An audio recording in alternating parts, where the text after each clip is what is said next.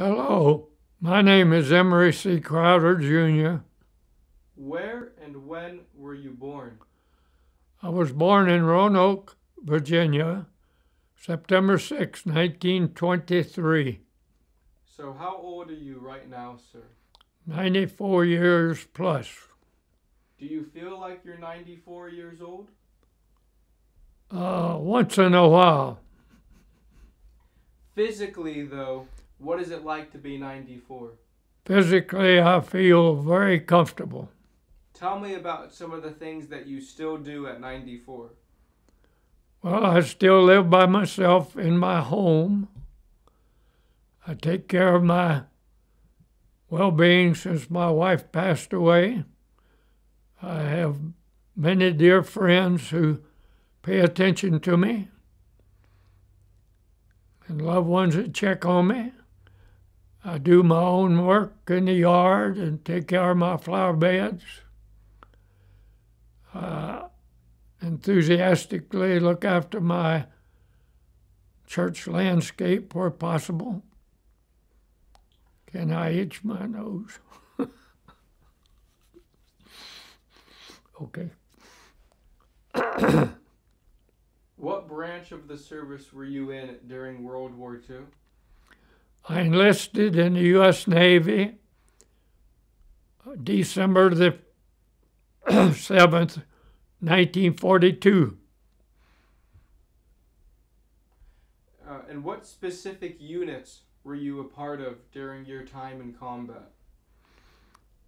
Well, as I enlisted in the Navy, I was eventually transferred into the Marine Corps as a hospital corpsman.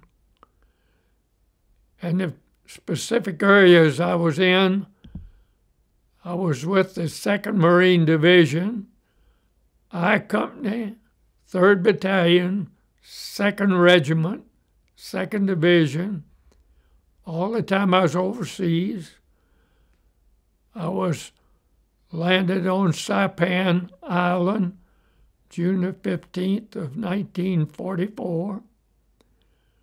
I landed on Tinian Island, July the 24th of 1944. And I was at Okinawa, April the 1st of 1945 on LST 884 when it was struck by a Japanese kamikaze ship airplane. It struck the LST in front of the bridge at the waterline. The ship caught on fire, and the commanding officer advised us we needed to abandon ship immediately. We were already at our general quarters and abandoned ship stations. What was the highest award for valor you received in combat? I received a Silver Star medal as a result of action. According to those who wrote the article, on July the 8th of 1944, the north end of Saipan Island, a part called Marpai Point. What happened? Well, the company that I was attached to, I Company, 3rd Battalion, 2nd Regiment, was moved from the area of Garapan, the biggest city on Saipan, by truck northeast, where we assisted the 4th Marine Division in the last battle before the island was secured on July the 9th of 1944.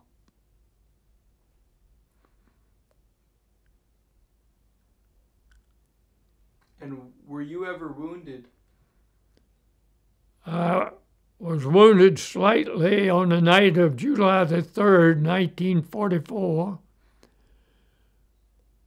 in the suburbs of Garapan City. A piece of shrapnel hit me in my left eye and my left shoulder. I returned to the aid station because I was attached to the frontline I Company headquarters platoon. I went back to the aid station and the doctor removed a sliver of steel from my left eye. He also bandaged the wound in my left shoulder, and I requested that I would like to go back to my company because I didn't feel that it was anything major. And he released me to go back to my company, and I was to wear a patch over my left eye for at least 2 or 3 days. Take me through the specific action that you did that led you to being the recipient of the Silver Star. Well, we were in quite a heated battle with the Japanese forces that were on the coastline. Actually, it was level ground where the battle was going on, but there was a tremendous amount of big boulder-type stones. And to the west, the area back of the Japanese was nothing but a very high cliff down to the ocean level. And we were approaching them, and they were embedded in undergrowth and jungle-like conditions where we were crossing an open plain.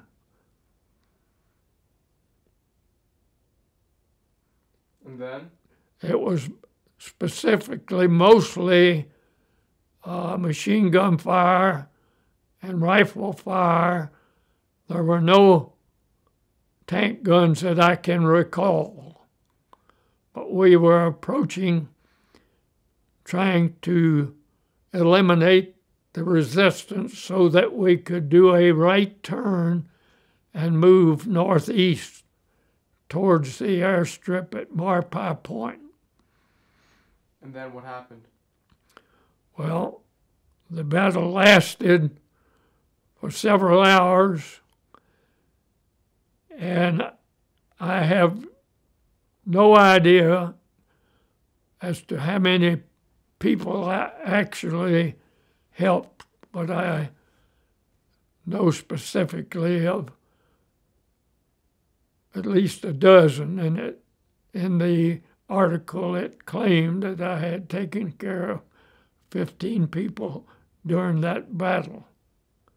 Under fire? Under fire. I had people lying next to me on the ground behind boulders. But fortunate for me, one specific young man was killed instantly, and the bullet went through him into the boy that was undercover beside him.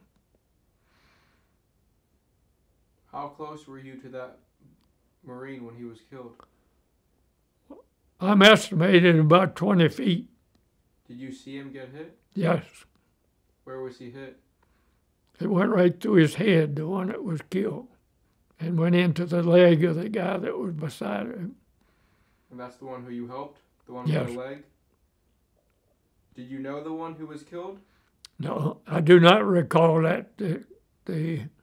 I never could get a full account of all of the injuries and so forth of people that I have received correspondence from corpsmen that I did help during that combat 50 years after it occurred. Tell me about the role. Oh, first tell me, do you remember any of the wounds of the 15 men who you helped? Not on that particular occasion, but the first Marine that I took care of on Saipan on June the 15th of 1944 was a young corporal named Jimmy Carter. And he had been attacked by a Japanese machine gun, and his both legs were badly mangled. And I was able to put tourniquets on his legs and call for litter bearers to take him back to the aid station as we proceeded on north. How did you help his wound? By putting tourniquets and bandages and sulfur drugs. How badly were his legs? How badly wounded were his legs? Very bad. I doubt seriously if he even survived. But the big impression that it made on me, this 18-year-old corporal, all he could say, "I want my mother, I want my mother." And to this day, I can hear it just as if it was just now. Where was he hit? In both legs above the knee, through the thigh area. What did it look like? Well, it was a bloody mess. Were his legs still attached? Oh, yes, but just very badly mangled. Tell me about the role of a hospital corpsman in combat. Well, a hospital corpsman is a Navy nomenclature for a medic. Hospital corpsmen are assigned to the Marine Corps from the U.S. Navy. We take care of normal illnesses, and in combat, we take care of any injuries, and we try to save as many people as we can with the equipment that we have, such as intravenous feedings and putting tourniquets on at the appropriate time, and see that they get transported back to an aid station as we proceed on, following the troops that we are following on the front lines. What was the highest rank you achieved by the time you left the service? I was what was classified as a pharmacist mate second class, and the highest I could have gone would have been to a chief petty officer. And just take me through again. Can you take me through, please, the areas that you saw action in? Well, my action was from June the 15th on D-Day on Saipan Island. We landed on the north end of the landing force. The 6th Regiment was to our right, and the 8th Regiment was to their right, as well as I can remember. And then the 29th Regiment of the Marine Corps was to their right, and then came the 27th Army Division. And of course, by landing on the island, everybody had to make a sweeping turn left to the north. Fortunately, we were on the plain port down next to the coast, and the 2nd Regiment made a left turn and followed the coast up the sugarcane railroad and up to the jungle and encompassed some of the heavy, but most of the heavy terrain between the coast and Mount Tapachow was caves and jungle foliage and very treacherous areas. After Saipan? After Saipan, the island was claimed secure on July the 9th of 1944. We moved back to an area near the old sugarcane factory, refinery, and where we bed down and stayed prepared to get ready to go to Tinian Island. In the meantime, I caught dengue fever, which is a type of malaria but not as serious. So we managed to get some good food from board ship, was brought in, even had some ice cream brought in. And then, can I rub my eye? You don't need to ask me. No, okay, I didn't know whether it'd show up on the picture. But anyway, So start from the point where you got dengue fever. I got dengue fever and I was on medications for that. Never was too sick, but I had a high fever. Then I was all right to continue on with the troops when we got aboard a APA troop carrier to go the 4 miles or 3 miles across over to land on Tinian Island as a backup for the 4th Marine Division. Take me through the fighting on Tinian. The fighting on Tinian, we were moving, of course, through sugarcane fields and jungle terrain, going towards a higher elevation, which would eventually be the Big Island Airport, where the B-29 bombers would be flown, and the Enola Gay was eventually flown off of. After Tinian, what happened to you? After Tinian, we went back on a APA and went back to Saipan, where we moved to the east side of the island of Magassini Bay. I think this is the correct pronunciation, where we set up a permanent camp. After we got over there, the tail end of a monsoon hit, and we were sleeping in our tents, one-man tents. And we had to build up foliage. The water was coming down so heavy as it proceeded into the ocean. Then the engineers and the CBs came and assisted with building our permanent 8-man tent quarters. And we eventually had a mess hall where we got our meals. And then from then until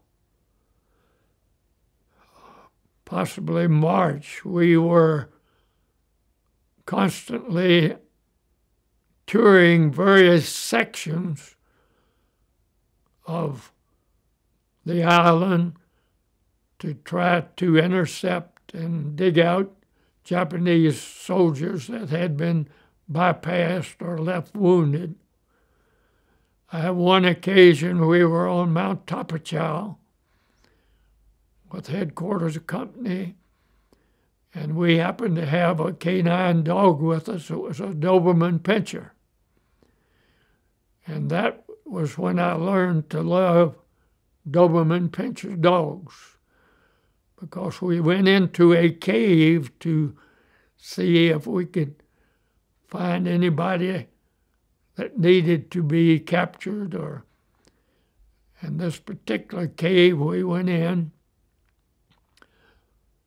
the first person I saw was a Japanese soldier that had been wounded, and he was sitting on a stump or a rock. And he had a stick, and he was picking maggots out of an infected wound on his knee. So we proceeded, and I treated his wounds and bandaged it, and we took him back as a prisoner, but to a medical facility where he could be treated better and taken to the prisoner of war camp.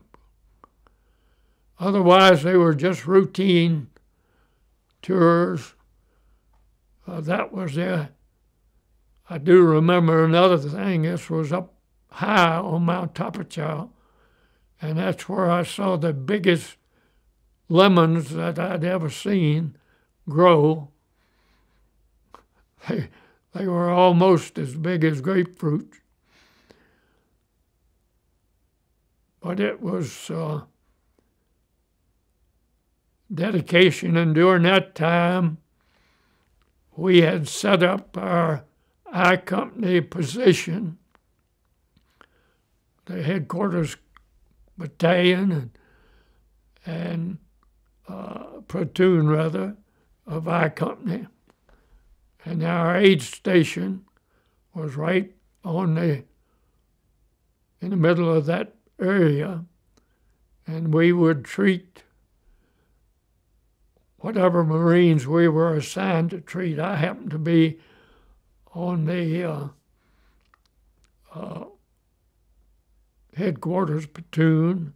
Then there were 3 other platoons, and there were corpsmen assigned to that. And we would give medications, or somebody got hurt, turned an ankle, or got a cut with a bayonet or a knife, or any other wounds. We would take care of illnesses like dengue fever. And at that time, sulfa drugs were very, very prominent to save limbs and lives. And so it was just being a doctor's assistant, so to speak. And we had a lot more frontline corpsmen than we did doctors, of course. You said you were born in Virginia. Yes. Did you grow up there? I grew up until I enlisted in the Navy in 1942.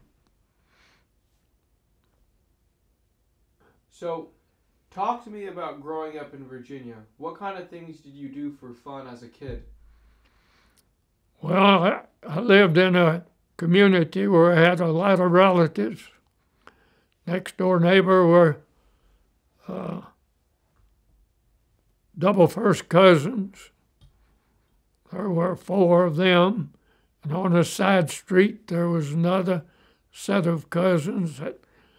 And there was not a lot of family other than family activity, because it was not a big development.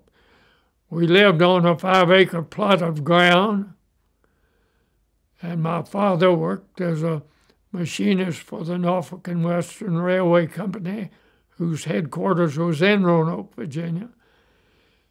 And he also loved to garden, and we learned how to make our spending money by helping Dad with the garden and raising various vegetables and selling them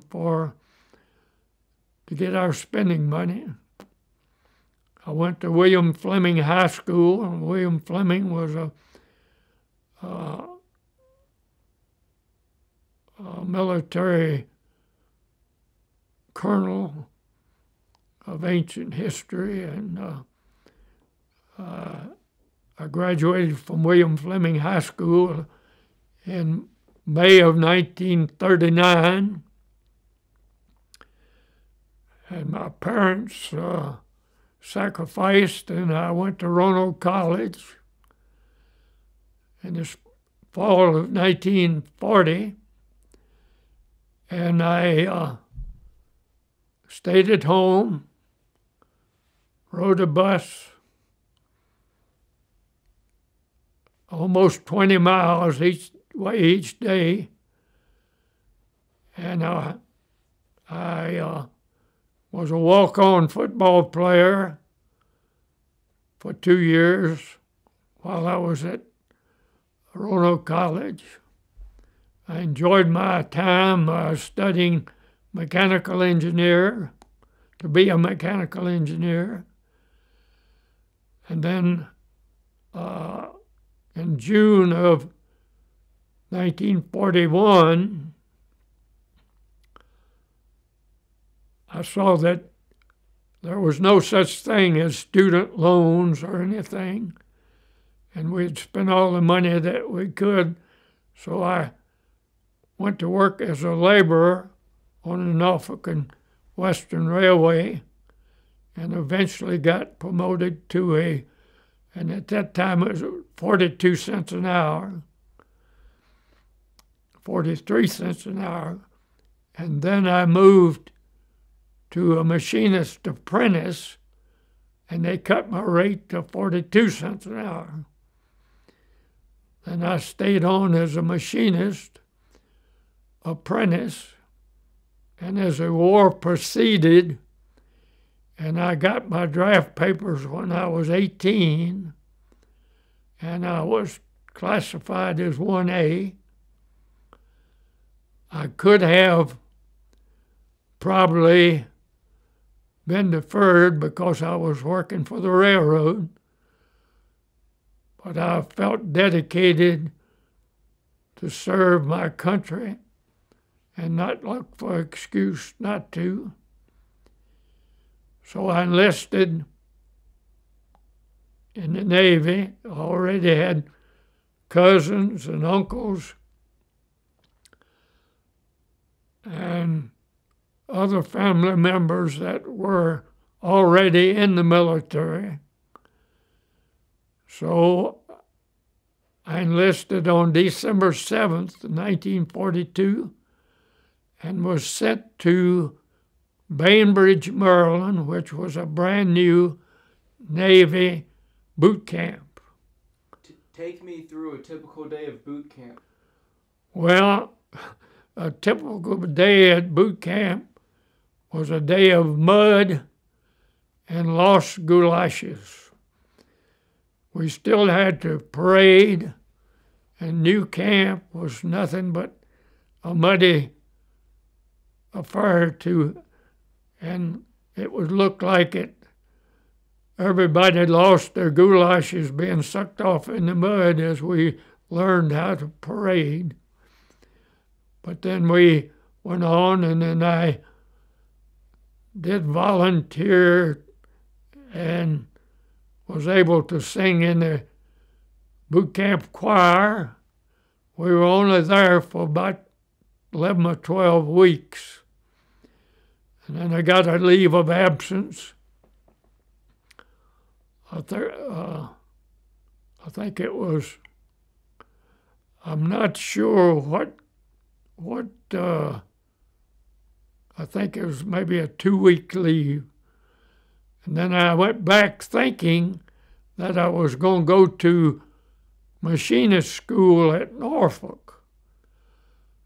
But when I got back from my boot camp leave, there was a high demand for medical personnel as a result of the battles in the Pacific, both from the Navy and the Marine Corps.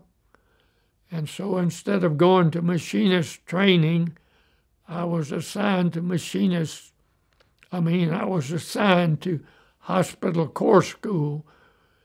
And due to the serious need, our 10-week course was reduced to 8 weeks.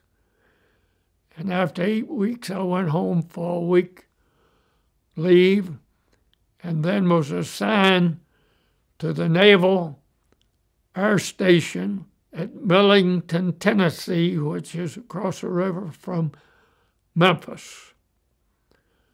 I was in Memphis and worked on the mumps ward for 4 months, and I got my orders that I was to report to San Diego, California, to the 30th Replacement Battalion for the U.S. Marine Corps. And that was on September the 1st of 1943, and my birthday was September the 6th. What kind of things did they teach you in hospital corps school? Well, they taught us all elements of treating sick people. Like what? Well, that first thing that they taught us was how to give shots and how to apply medication, when to use sulfur drugs, what drugs to use, and how to use a tourniquet, and always to be available at a minute's notice. And just general, we had quite a manual, which I still have, that was given to us that was like a textbook. Did a lot of people wash out of the training? I cannot answer that. I was having trouble enough to grasp it myself. So, talk to me about the struggles of growing up during the Great Depression. Well, I can say this about the Depression. It made you appreciate every ounce or everything that you had, because people had to, there wasn't a lot of welfare, and people shared with each other. And my father had to work 2 different jobs. The machinists on the railroad agreed that rather than one group of people work all the time, that they would divide it up. And 3 machinists would work 3 days, and 4 days one week and 3 the next. And then the days they weren't working on the railroad, my father worked on a big farm. And he worked the opposite days. In other words, he worked 7 days a week just to make a living for us. We didn't suffer because of the fact that he did have a job, but stuff was just hard to come by. By raising our own vegetables and things in the garden, we weren't hurt by like people who didn't have gardens.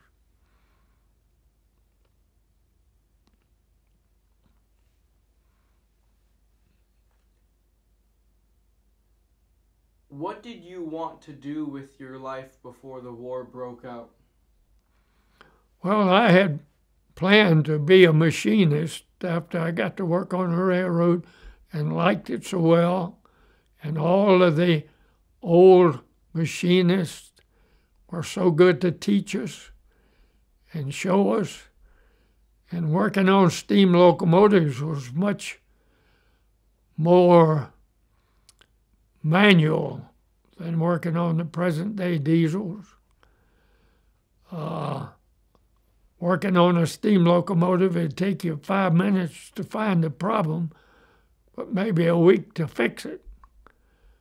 And when you got into the diesels, it got to the point where it might take you 3 or 4 hours to find it and 10 minutes to fix it.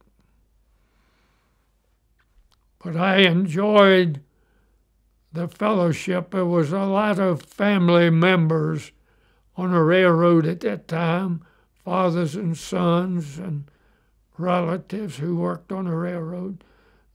Our railroad was a very family-oriented railroad, very productive, and was basically hauled coal from the mines of West Virginia to the coast to be shipped overseas. The Depression really taught us the importance of what money we were making, because at that time we were coming out of the Depression, but we still weren't making but 42 cents an hour. Maybe a machinist might have been making 75 cents an hour.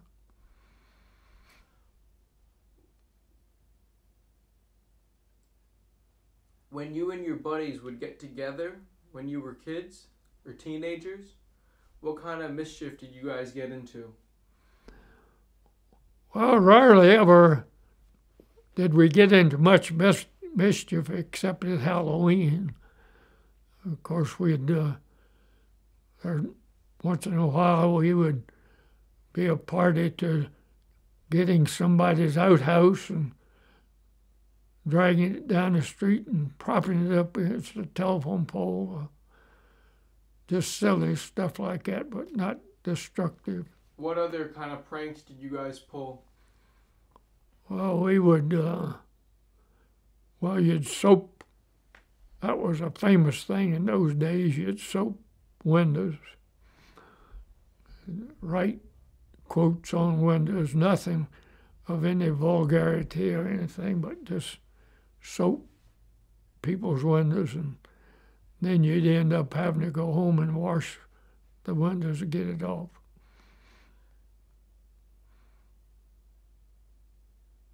Did you ever knock any of the outhouses down? I never did myself, but I might have helped put them up against the telephone pole. With people in it? Oh, no.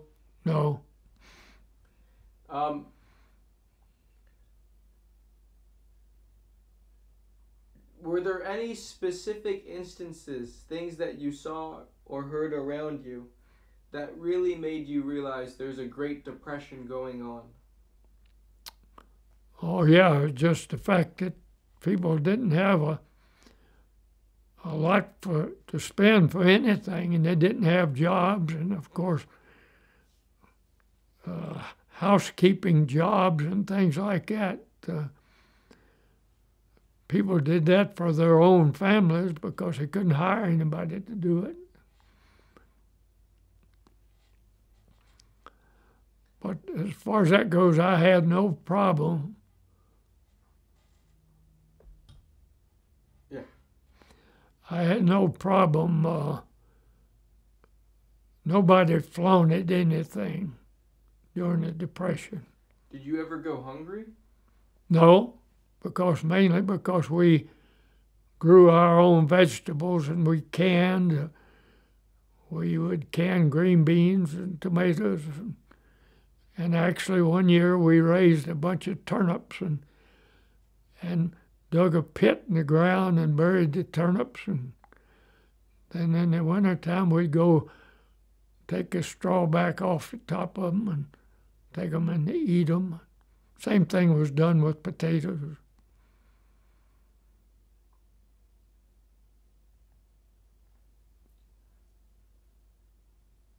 Did you go steady with anyone growing up?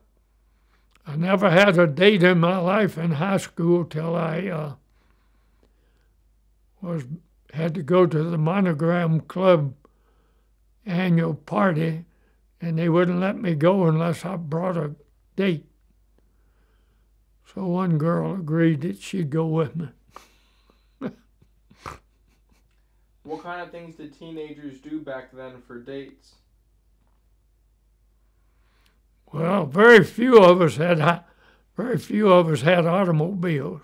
You had to be in the elite category to have an automobile. And I Actually, I did not date until I was in college. Talk to me about what kind of dates, what kind of things you guys would do. Well, most of the time I would be dating a girl that I had met at church or something like that, and we would go to the movies. We'd get on the bus and ride to a movie and go to a movie and come back home, or we'd go down. Maybe we'd make ice cream. Just our families taught us how to make homemade ice cream, stuff like that. How did you hear about the attack on Pearl Harbor? Well, it happened to be on, as well as I remember, it was Sunday. I was sitting in our family room with Mother and Dad and my brother, and we had a Philco radio, no such thing as TV, and they interrupted the radio. We were waiting to listen to a football game. And they came on the radio, and FDR announced that Pearl Harbor had been attacked. And that's how I knew about it. What was that like to hear that your country had been attacked? Well, we could not believe it, but we had remembered that the Japanese were in Washington, D.C., and finagling something that we wasn't paying much attention to, not being a politician. And then that was just a case that we knew something was amiss, but we didn't know what. Of course, all the time prior to World War II happening, we were shipping scrap iron over to Japan for them to melt down, and we were shipping coal, metallurgical coal, to Japan, and that continued after the war.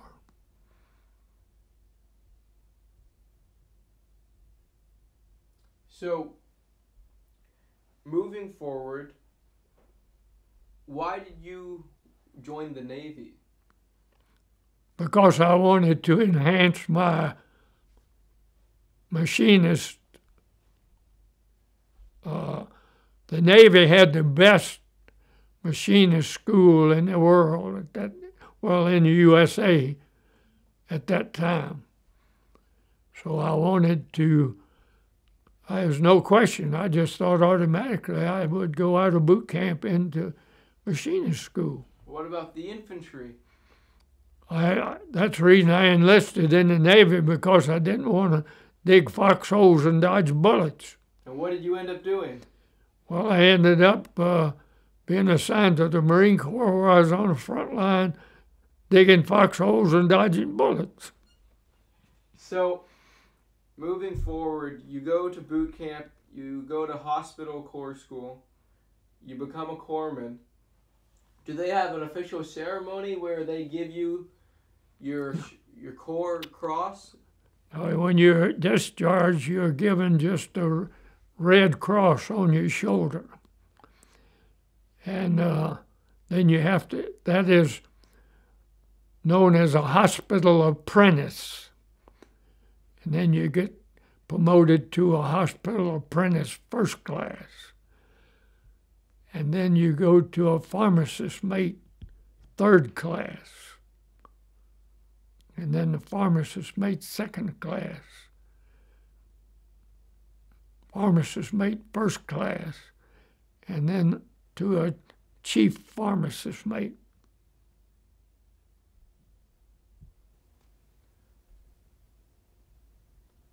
Mr. Crowder. Yes. So, take me through, after you finish hospital corps school, where do you go? I went from Bainbridge, Maryland to Millington, Tennessee, to the U.S. Naval Air Station Hospital. Millington, Tennessee is across the river from Memphis, Tennessee.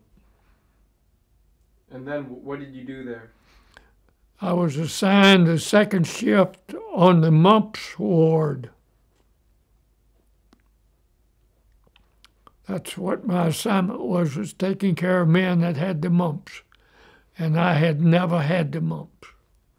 And I never did get them. How did you help them? With the medication and take care of the swelling and stuff that goes along with the mumps. And from there, where did you go? There I received my orders to report to San Diego, California, to the 30th Replacement Battalion of the U.S. Marine Corps. We left Memphis on September the 1st on a troop train and went to El Paso, Texas. And we had to cross the desert on a troop train, no air conditioning. And we were cautioned if a train stopped not to get off for any consideration because the jackrabbits were so big and so many rattlesnakes, you'd be in danger. One thing I remember, the first guy that disobeyed it was a 16-year-old Marine that had just gotten out of boot camp at Parris Island. He jumped off and was out running around chasing varmints through the sagebrush. Then we went a little bit further and we stopped and was in the middle of the desert for 8 hours because a steam locomotive had broken down on a single track. And they had to get that train moved out of the way before we could ever proceed west. So how long were you in California? I was in California from September the 6th of 1943 and left San Francisco November the 12th of 1943, going to Honolulu, Hawaii, on board a converted cruise ship, which was now a troop carrier. How did the Navy decide which corpsmen would be assigned to naval ships and which corpsmen would be assigned to Marine units? The demand is the only explanation I can give you.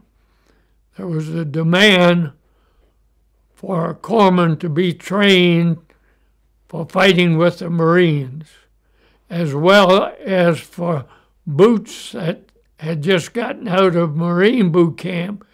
They had to get additional training for fighting in the jungles and the sugarcane fields of the Pacific.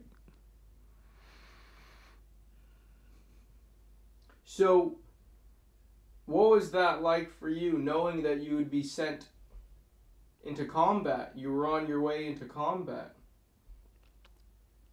Well, I was in the military to do what I was told to do, and I was to serve to the best of my ability.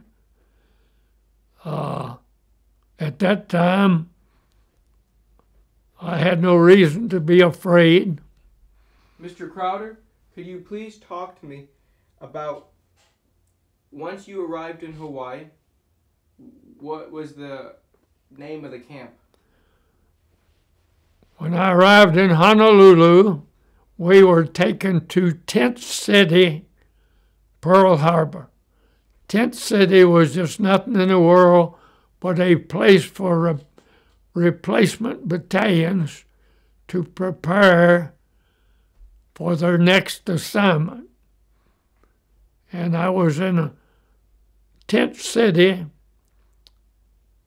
Pearl Harbor, until January 1 of 1944, when the replacement battalion was sent to Camuella or to Hilo, Hawaii, on an APA. That's a troop carrier. And we got off in Hilo and were put on 6x6 Marine Corps trucks and transported to the Parker Ranch, which was in Camuella, Hawaii. It's the largest ranch in the United States. Of course, at that time it was not the United States. But that's where Camp Tarawa was set up on the Parker Ranch because of the availability of sugarcane fields, rainforests, changes of jungles, etc. So talk to me about your first introduction to the men of the 2nd Marine Regiment I Company. Well, that was when I was assigned in Camuella, and it was just a routine assignment. I was well received right from the very beginning. And we were all slept in tents. And as a witty part of it, we would have time off to go to the slop chute, was where they could get beer. Well, I never had been one to drink beer or any intoxicant. I didn't smoke. I tried not to use foul language.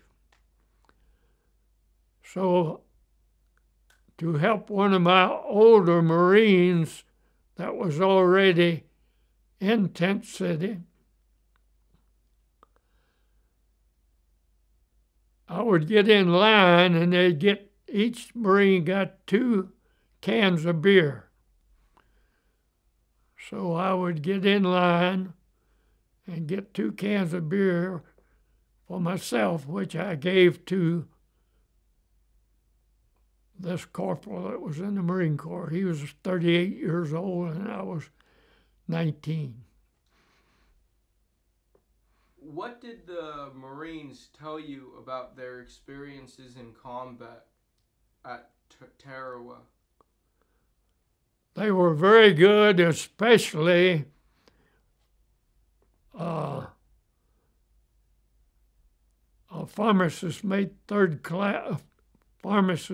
first class. His name was Red Orin. I think it's Erin.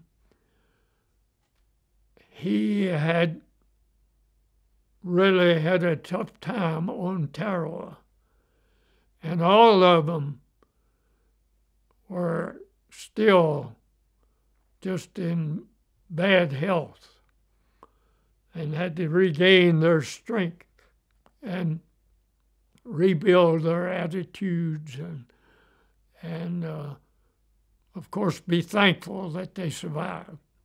What did he tell you about the combat on Tarawa and what you should expect for combat?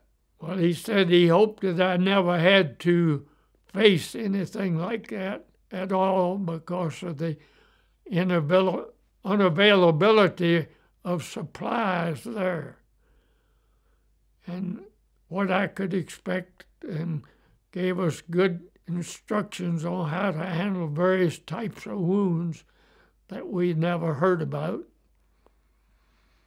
He was excellent. And he was the main one of the Marine corpsman survivors. I think probably most of the rest of them had either been wounded and sent back to the States.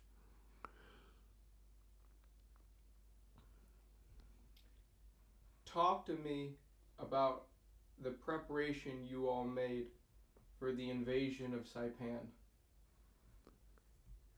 Well, we went along with the frontline Marines, just as if we were a Marine but a medic to take care of them under any consideration. So we took all of our first aid supplies, our medications, and when we were on patrol, we spent a lot of time in the rainforest so that we would get accustomed to weather conditions and the thick growth. And it so happened that where our camp was, the nights were bitter cold because we were on top of the mountain in Hawaii. And then we would train when they would harvest the sugar cane, they would set the fields on fire to burn the under or the dead growth. And we would have to follow as close behind the fire as humanly possible without being overcome, so that we would be close enough if there were Japanese troops that were hidden in the cane fields. I think for the battalion there was at least 40 corpsmen.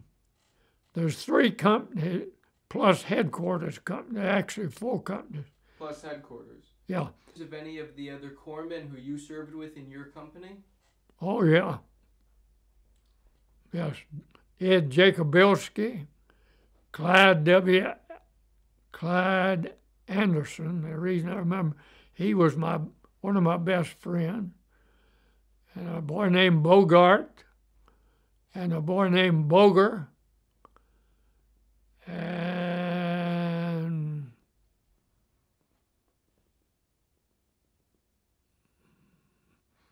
I can't pull them off of my head right now, but there's several others that I can. Those were all in I Company? Yeah.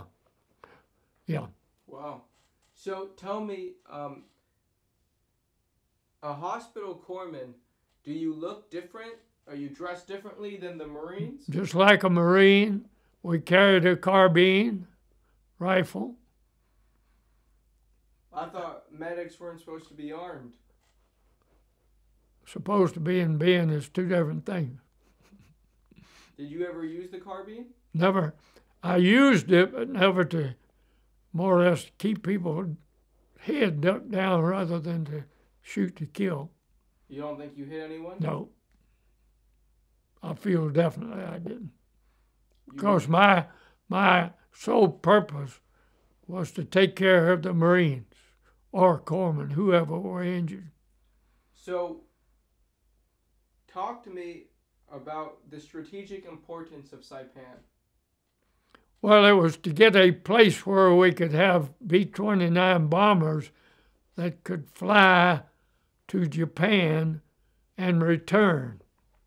That was the main strategic importance of it. That was the way I understood it. What do you remember about, so how do you guys get to Saipan? From Hawaii, take me through how you get there. All right, we left Hawaii and went back. We left the big island of Hawaii and rendezvoused in Honolulu with other LSTs that were going to go in the convoy. And that happened to be when 3 LSTs, for some unexplained reason, blew up in Honolulu Harbor. So we proceeded in the convoy toward Kwajalein, which was the rendezvous point before arriving at the destination that we did not know at that time where it was. So but before that, we went on maneuvers on Maui. That was a practice amphibious landing in a Higgins boat. And I remember that distinctly because when the Higgins boat, fully loaded, went ashore, it would almost stand on its nose before the wave would release it and let it go on in under normal circumstances. And you had a fear that it was going to flip over. And the same thing, we had to do it the same way coming out. When the Higgins boat came in to pick us up to get back on board ship, we had to back off, and the boatswain's mate had to know how to maneuver that sucker on the wave so that we would drift back out in with the tide. And then we went back on board ship and loaded back on the APA that we went on to Kwajalein in. And by that time, they had been able to replace the 3 LSTs that were damaged. Can you talk to me about the naval bombardment of Saipan? Well, I'll tell you something a little bit more about Kwajalein. We were there waiting for the total convoy to catch up. And the APA that I was on, there was a concrete repair ship. In other words, it was a full-size APA type ship, only it was made out of concrete, and it was a repair boat. Well, this concrete boat rammed the bow of the APA that I was on and knocked a big hole in the bow. So then he had to maneuver and they had to weld a plate on the hole that was in the bow of our PA so we could go on to combat. And it was after we left Kwajalein that we were told that we were headed into Saipan. Did they show you maps of Saipan? Yep. We had detailed studies, and we had to go off in groups and be told as to what the game plan was, and that had how the regiment, 29th Regiment would be there with Marines, and then the 4th Marine Regiment would be there, then the 27th Army Regiment would be there. So,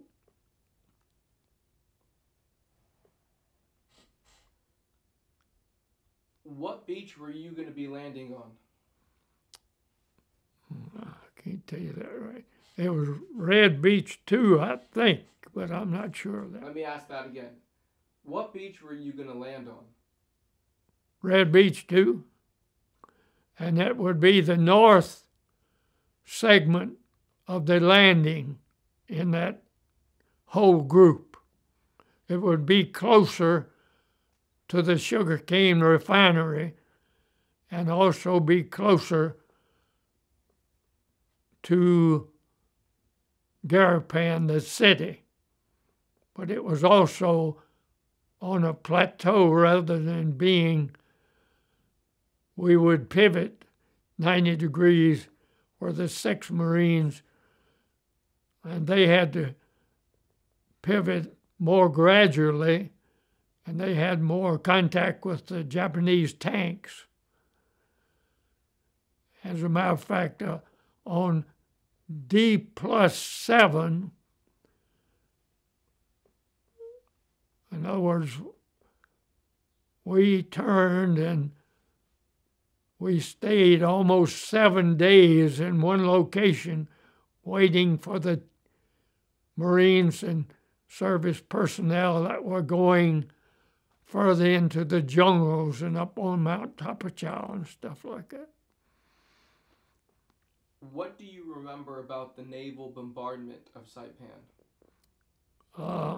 Well, I remember it was unbelievable after we got close enough to see, but with the battleships and the cruisers firing their 16-inch shells and the destroyers and all of the big naval vessels, plus all of the carrier planes that were dropping bombs and all that, it was just a humongous devastation that was poured on there before we ever landed.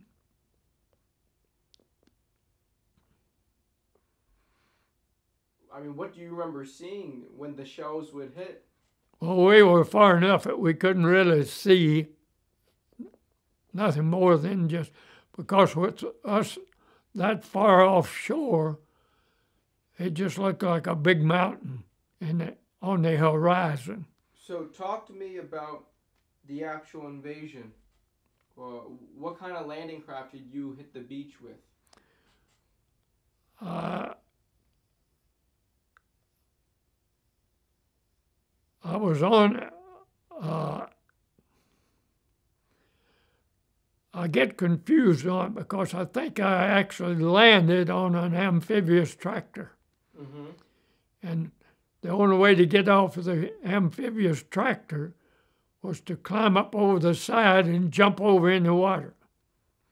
Because I distinctly remember that when I went over the side with my equipment, I jumped over the side and sat right down in the surf.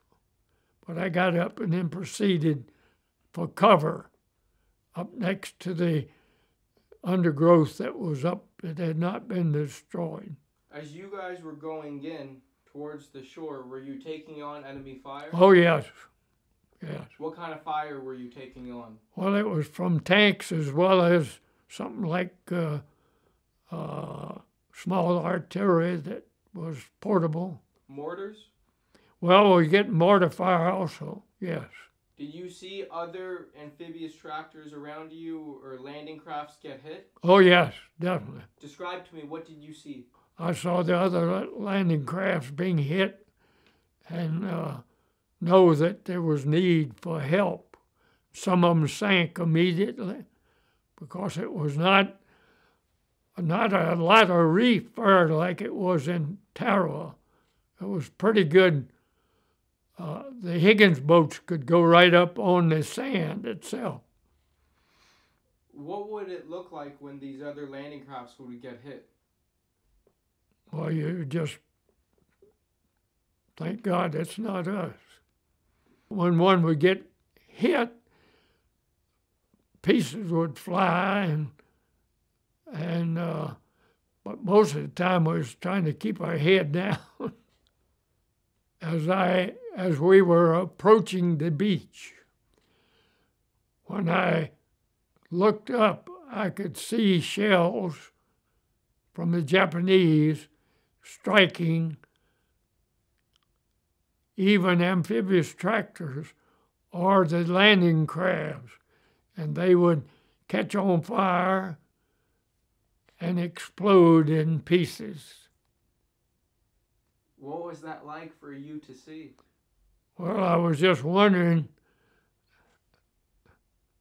are we going to survive? And that, to me, was one of the times in my life in combat that I was really afraid. That you were going to die? I was just afraid something tremendous was going to happen. But my faith is what I feel that I had a big part in my faith. Didn't stop the bullets, but it provided me with an area of comfort. Well, as we approached the landing area, I could look and see our crafts being hit by some type of fire from the Japanese, and they would it would mean that the craft that was hit would either catch on fire or explode into many pieces. And we could only assume what was happening to the occupants. Would they sink, the crafts? Well, we were continuing to move on, so it would be hard, but they could assume that it did. Even some of our own tanks are still buried in Saipan Harbor. So, talk to me, were you getting small arms fire as well? Like machine gun and... Up at Red Beach, we were getting more small arm fire than we were other, but that wasn't any problem. It's just the shells that were hitting the transporting vehicles. So, how close to the shore did your amphibious tractor? How close did it bring you to shore? It rolled right up on the beach, almost on the beach. As a matter of fact, when we disembarked the amphibious tractor, we landed in the water about 3 or 4 feet deep. And then we proceeded to get up on our feet and scramble for coverage. And what do you see going on around you? A lot of activity is all I can tell you. Like what? Chaos. Chaos. Like what, Mr. Crowder? Well, people trying to find out where they were, getting oriented, and to see if they were with the right troops.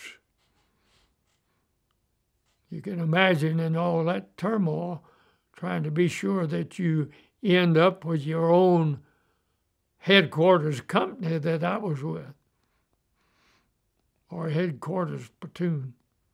So, what do you remember about the casualties on the beach?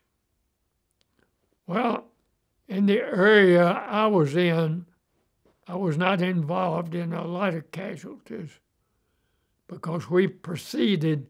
By this time, it was getting well into the afternoon, and it was this time we immediately started turning northeast, following the shoreline. And then, of course, the real activity was going on with the tanks attacking the 6th Marine Regiment, which was to our right. And so you got in contact with them? Well, our commanding officers were in. In those days, you had that big radio. You had to take wires, string wires ahead to get communication. Well, they had helmets just like our people. They had what I would call who? The Japanese soldiers. I thought that the Japanese soldiers would be very small, but the Japanese soldiers, to my surprise, were a lot of 6-foot Japanese Marines. And I was surprised to see as many large Japanese because I had always formed an opinion that they were smaller stature. So, Mr. Crowder, talk to me. What would happen? So, describe to me what was it like for you to come across these dead Japanese soldiers? What would they look like? Well, it was too early for them to be bloated.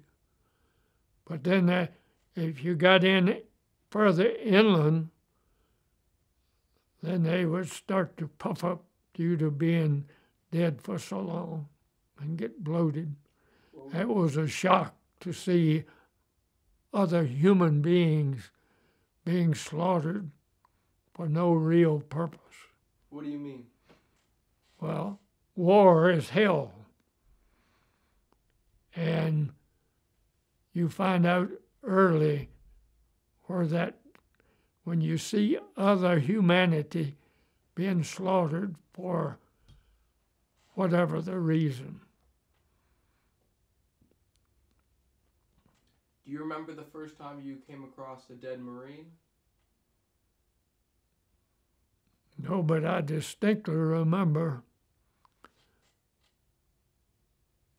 the first major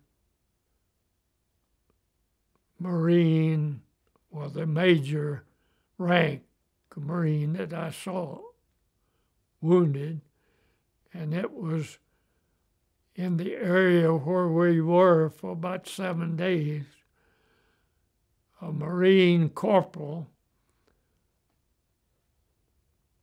had been hit by a Japanese machine gun fire between his knees and his hips.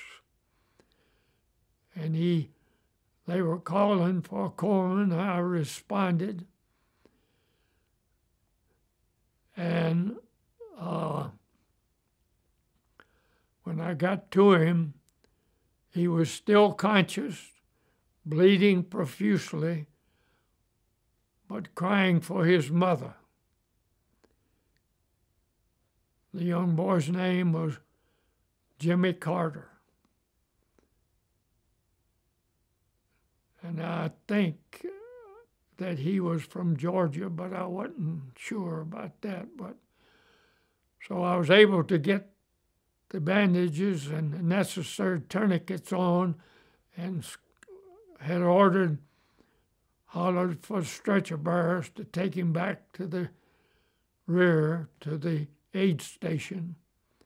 And I never did hear any more about how he ever survived. Tell me, what did his wounds look like?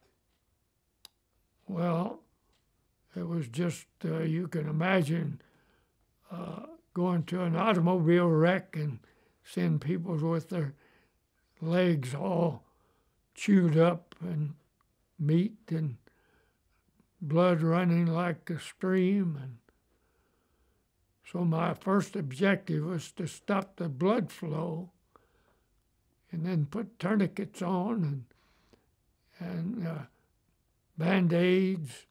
Not Band-Aids, we had plenty of bandages with us in our shoulder kit. Was this the first Marine you treated? Yes. In combat. And tell me again, what did he look like? What was he saying? Well, the only thing I heard him say the whole time, he was just crying for his mother. That's all he ever uttered the whole time before he was carried away on a stretcher. But, I mean, how would he say it? Just what I said. He was crying, "Mother, mother, where are you? I want my mother." What was that like for you to hear? Well, I knew that he was from a loving family, and it was terrible to know that his mother was thousands of miles away, not even knowing what was happening to her kid. Yeah. So, after this incident, take me through what you do. Well, I proceeded back to where our line was held up for 7 days. And then when we got instructions to advance, these 7 days would have been the 22nd of June. And then we moved on gradually. Other way. Yeah. We moved on gradually. Say that last thing again. We moved on. We moved on gradually, sometimes just a few yards, and then we'd dig in again, and then we'd move on, and then the right flank or the 6th Marines would have to continue to keep in contact. And our movement was basically controlled by the movement of the troops to our right, who were going through caves and jungle stuff and like that. So our movement was controlled by our right flank. Can you talk to me about some of the wounded Marines that you remember that you helped treat? Well, there was all kinds of various minor wounds. Like what? Piece of shrapnel in the arm or shoulder or leg. That was not death-threatening, but they still would have to go back to the aid stations. So how would you help the men with pieces of shrapnel in their arms or legs? What would you do? I would stop the bleeding first and then Band-Aid, put sulfur drugs on because sulfur drugs were used to hold down infections. How do you stop the bleeding? With a tourniquet if necessary or with just a compression bandage. What would you give the Marines for the pain? Well, we would, if it was severe enough, we would give them morphine. That's the most powerful thing we had to give. So talk to me about the spectrum of wounds that you dealt with in combat. So you had these shrapnel wounds to the arms and legs. What other kind of wounds did you deal with? Well, during the course of the whole invasion, well, it was all, I dealt with one where a Jap was running through to get behind us, and they were shooting in foxholes, and we were, sometime we were in two-man foxholes where one man could look back and one forward. And one time a guy got shot in the foot when a Jap soldier went through and shot down in the foxhole and happened to hit him in his foot. And I had to put a bandage on that, and very tight bandages at times. And then we had to be sure that our supplies were coming up so that we never did run out of medical supplies. And that was up to each individual corpsman to keep up with his own supply. How would you keep up with your supply? By daily checking. What kind of supplies did you run out of mostly? Well, bandages, I keep saying Band-Aids, but Band-Aids were very seldom used. It was always 2-inch or more bandages or compression bandages to help cut down on the hemorrhaging. Well,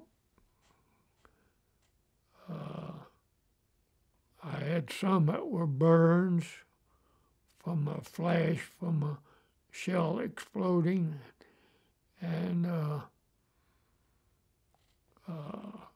guy that was shot in the leg when one was killed, next to him, I could see that he was dead immediately.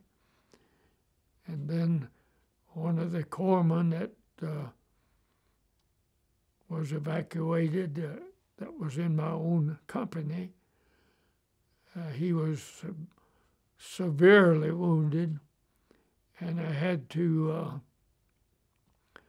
do multiple bandages and tourniquets on him. What happened to him?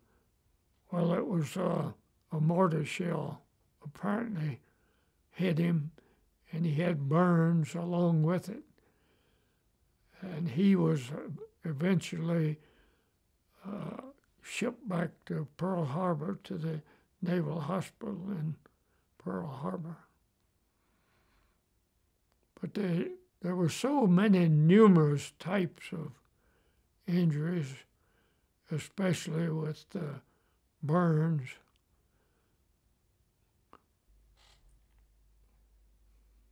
Did you ever break your nose? Yeah, playing football. See, I see it's a little.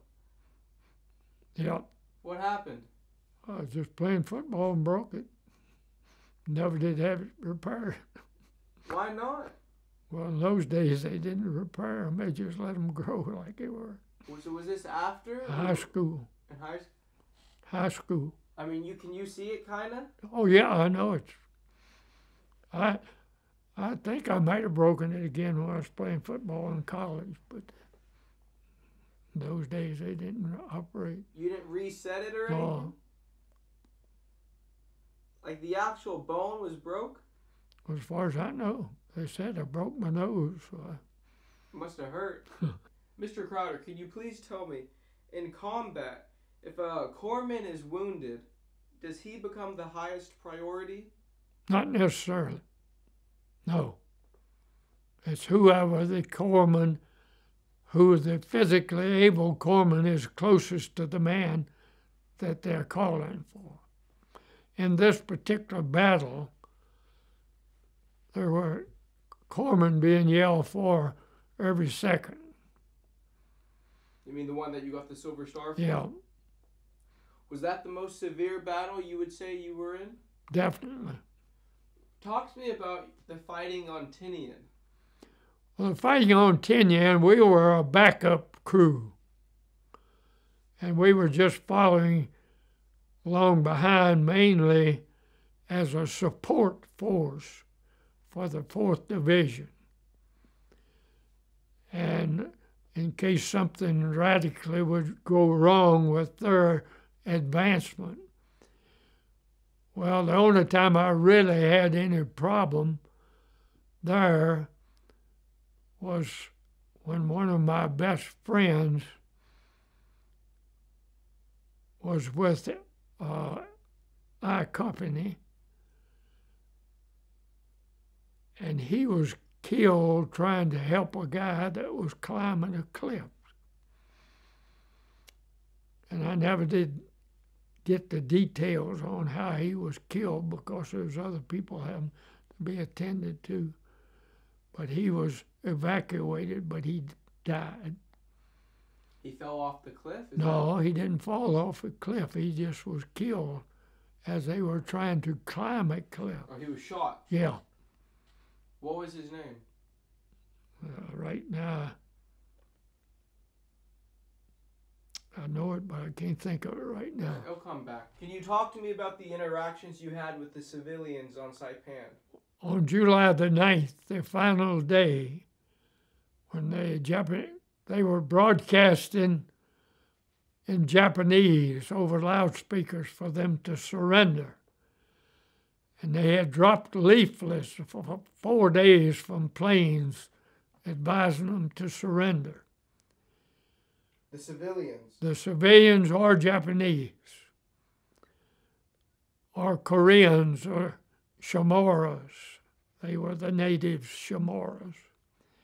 But they had been taken into caves by the Japanese soldiers. Even their little babies were taken into caves, and the Japanese soldiers would take a hand grenade and kill itself. As a result, one of the babies or one of the mothers would get wounded. We would have to treat them for just not major wounds, but enough to stop the bleeding and to get them evacuated to the rear. Did you do this yourself? A couple of occasions I did. What do you remember about the civilians you treated? What were their wounds? Well, mostly it was shrapnel from the grenade that the person who committed Harry had done. It was not as a result of something that American troops had done. Did you see the civilians jumping off the cliffs? I saw them throwing them off a cliff. They would throw their children literally off a cliff. Who? Their parents or the soldiers. Well, as we left the battle there on July the 8th and headed further northeast, we would see any number of Japanese soldiers that had been killed, and they had been lying so long that they had beginning to swell, etc. But then, when the speakers were being broadcast for the Japanese to surrender, then we would see activity of Japanese jumping off of a cliff into the ocean, which was right adjacent to where we were proceeding to Marpai Point. Then we would see them throw children over the cliff. There's nothing we could do. We were in combat. We were trying to complete the battle as soon as possible. And the reason for wanting that particular area, the Japanese had started several months before building another airstrip at Marpai Point. But the irony of it was that they were only using man-powered graders and equipment like that.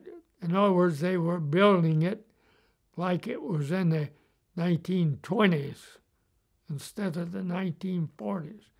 They did not have machinery down there. So they, in addition to try to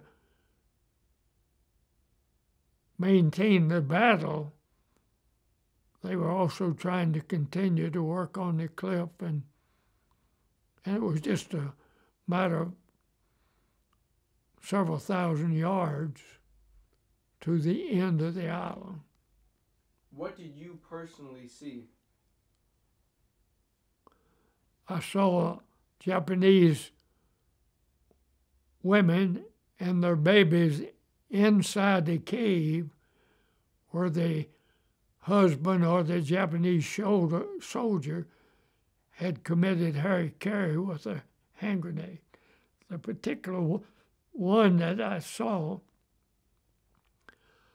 they were not injured. We got them out of the cave and had troops take them back to towards the prisoner of war camp.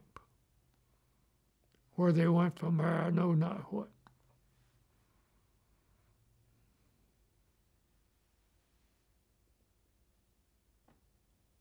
Apparently, to go back a little bit, this is regressing. The Japanese were aware that we, the American forces, were going to be someday landing on Saipan, whatever the reason. They salvaged 5-inch guns off of destroyed ships and shipped them to Saipan.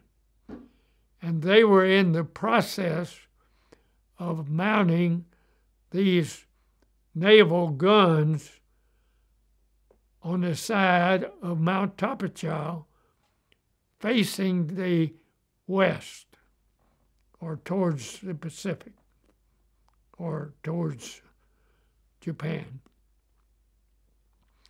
so that they could be used as artillery, coast artillery. Well, the fortunate thing for us, there was about 4 or 5 of those installations that had not been completed when we landed. If we had been, well, who's to say, because our artillery and our ships could have destroyed them. But when we went through the area, those guns were still intact, but they had not been anchored down. And so during the course of all this going on and all the bombardment, the Japanese had brainwashed all of the Japanese soldiers, as well as the Shimaras and the Koreans, who were nothing but slave labor, that we would slaughter them when we landed, which was farthest from the truth. But these people had no way of knowing other than what was being told them. And so what did the Japanese do, and what did the civilians do, and what did you see happen? Well, eventually, they started throwing themselves, the civilians and their children, over the cliff into the Pacific. And that was into right off of Marpai Point. I don't know the height of the cliff, but it must have been 100 feet that they were throwing the children off into the ocean for them to either drown or to be killed on a compact. Impact, yeah. Excuse me. So, were a bunch of Marines were just watching this happen? Did you guys try? No, our priority was to secure the island. And that's why we kept advancing.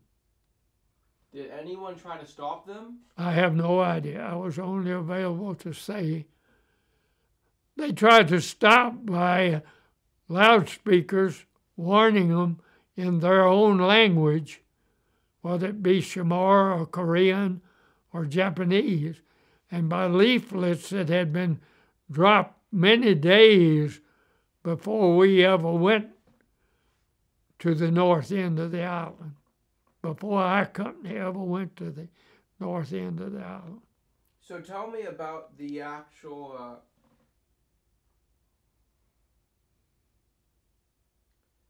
what's that like to see these? So the civilians, the mothers would throw their babies? Yeah. And then what would they do after they threw the babies? Jump in themselves. What's that like for you to see? Well, you can only say there's nothing you can do to stop it, because we've already told them that we're not going to harm them. And they have been brainwashed to the point that they either would kill themselves for their nation or to keep from being captured. So, talk to me about your living conditions in combat.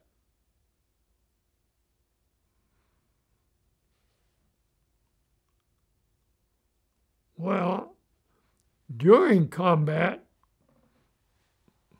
the living conditions were existing. Your main thing was to dig a foxhole when it was necessary and to move through the terrain. And if it happened to rain enough, you could use the water that you caught in your helmet to bathe by. The living conditions were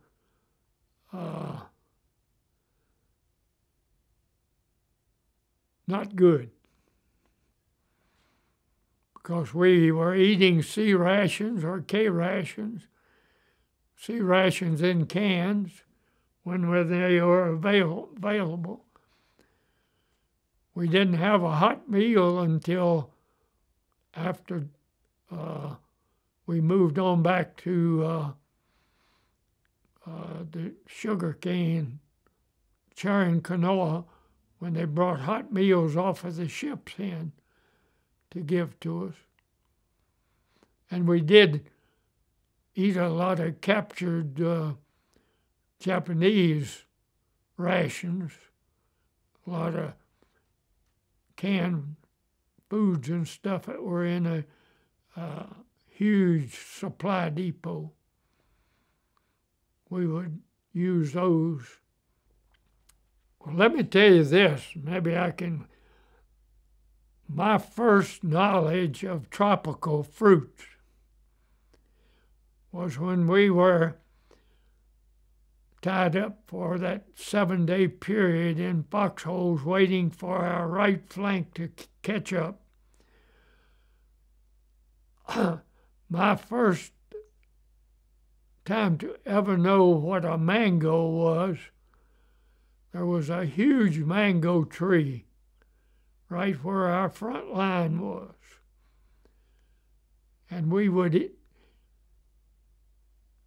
they were ripe at the time, and we would get mangoes and get them off the tree onto the ground, and then we would eat them. We learned to eat papaya that grew wild, or they were grown on Saipan as food. Of course, there were some coconut trees, and like I said before, there were lemon trees and citrus trees.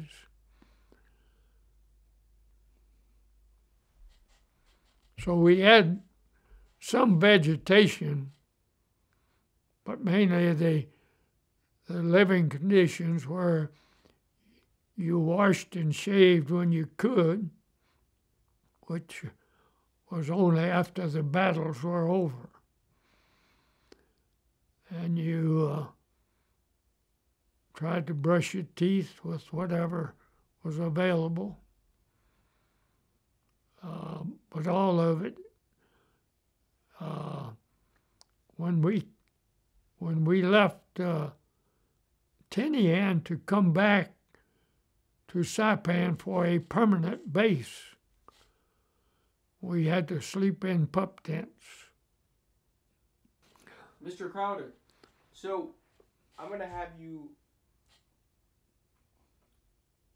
Did you have any experiences against Japanese landmines? No, I did not. Did you have any experiences against Japanese tanks? No, not against tanks. Myself. What do you mean? The company I was with,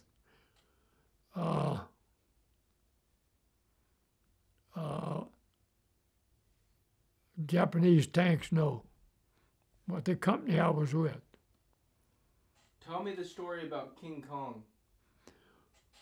Well, the story about King Kong was after... What was King Kong? Well, that was a Sherman tank. That was one of our main U.S. tanks used by Army, Marine Corps, etc. When we were assigned, I Company, 3rd Battalion, 2nd Regiment, was the only ones that were taken by truck from Garapan to assist the 4th Marine Division on that attack on the 8th of July. The 8th of July. That's when I Company followed the Sherman tank King Kong in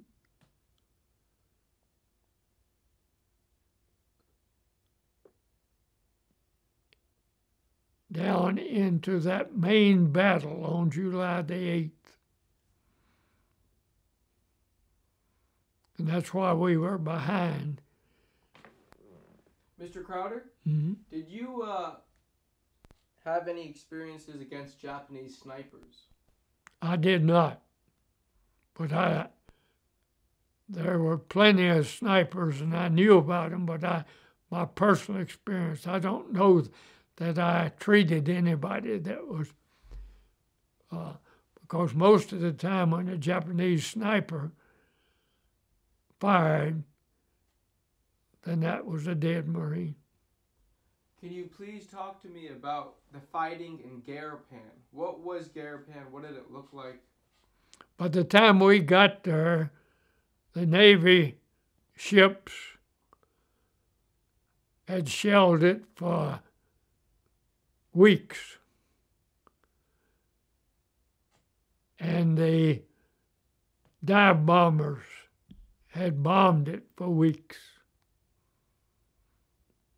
And so what do you remember about the fighting in Garapan? Actually, nothing, because most of it was already secured when we got there. Did you guys ever fight in any of the towns? The towns were so small that they were all destroyed. Garapan was the only big town. What do you remember? Describe the destruction of Garapan. It was totally wiped out, destroyed. Like, what did it look like? It just looks like, as you can visualize, not Iran, but Syria. Syria now. Same situation. The buildings. Actually, the place where I was wounded was in the outskirts of Garapan. I was not in a foxhole. I was in the remains of a blasted out building.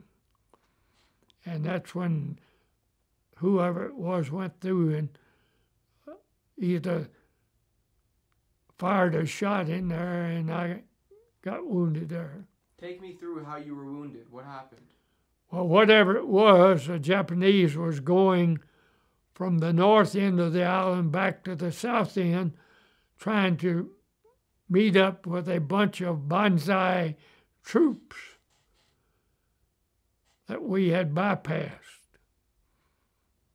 And as he went through, he either threw a grenade in the building I was in, or I did not remember hearing an explosion, but I got the shrapnel in my eye and my shoulder.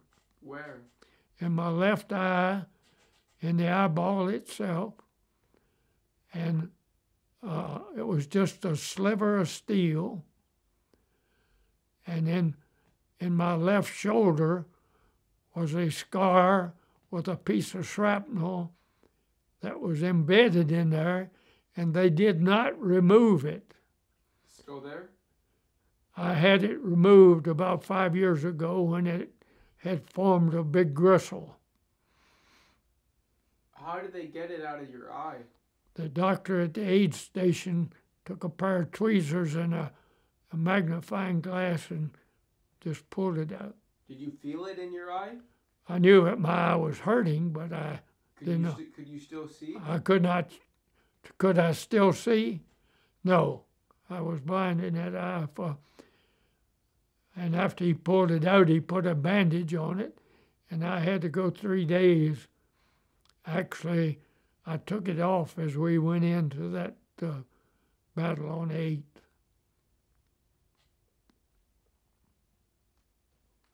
Can you see out of it now? Oh, yeah. I never had any ill effects of it at all. So, even my optometrist doesn't believe it. I did have it in there. Tell me the story about how you wanted to join your company. You could have stayed off the lines after your, right? Right. Well, so say that. So after I went back to the aid station, they told me they would get me back to where I could go on board ship. And they might even reassign me.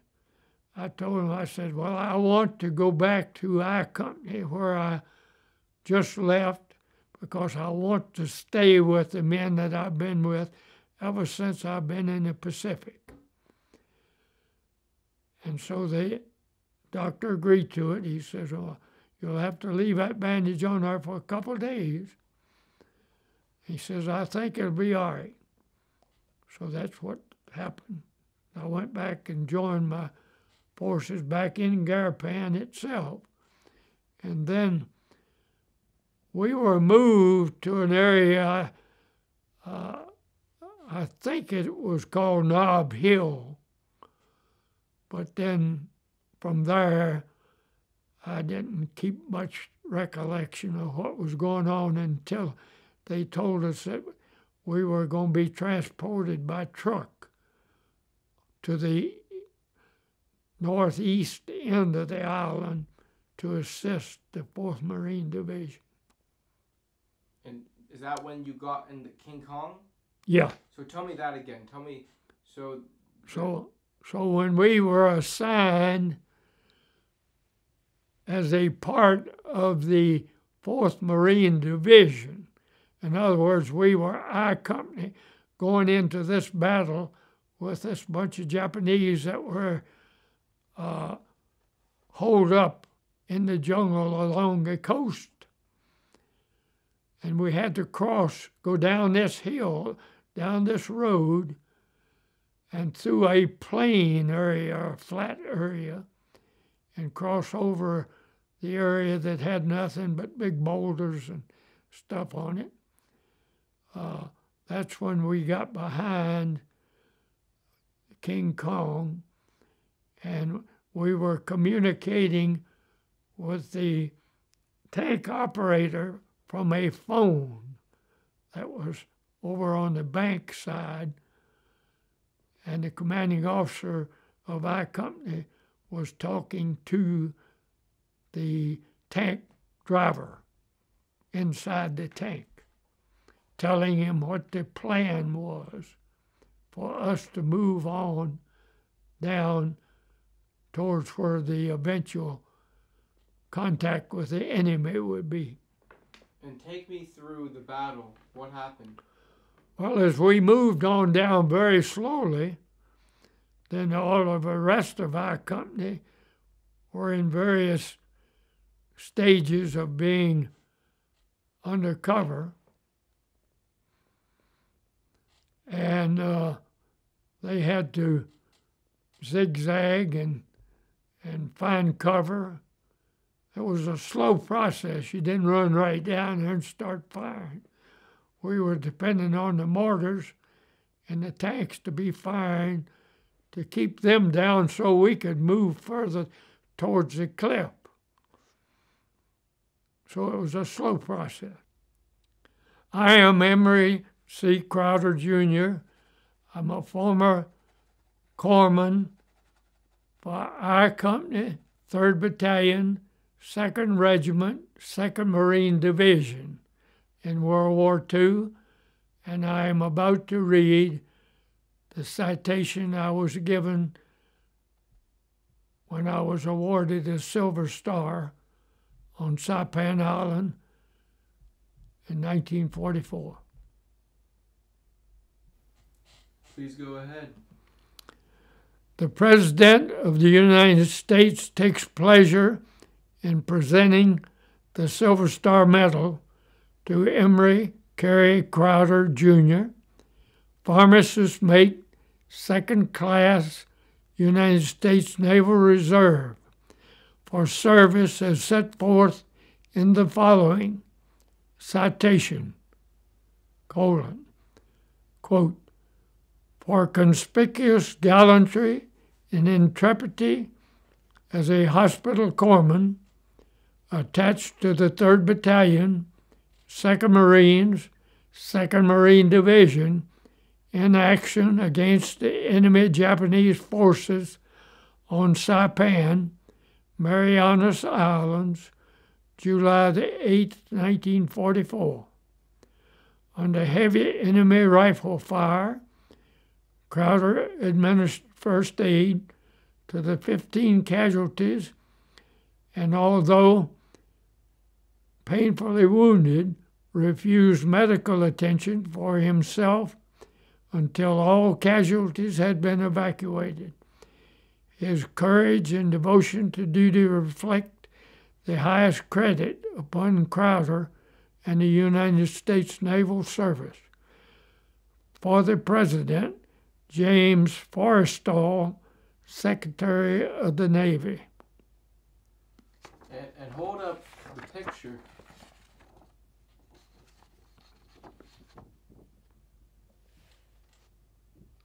What's this a picture of? This is a picture of whoever's, of General Edson. Mm-mm. Who is it, General? Watson. Watson, that's right. So what is this a picture of? This is a picture of General Watson pinning the Silver Star medal on my chest during a ceremony on Saipan Island, 1944. Were you proud? I was proud but humble. I thought it was overspoken. I do not know who wrote it, and I didn't count or have time to count as to how many people I treated. Glasses? Oh, okay. Mr. Crowder, so I'm going to go over your citation with you, okay? Okay. Sit back.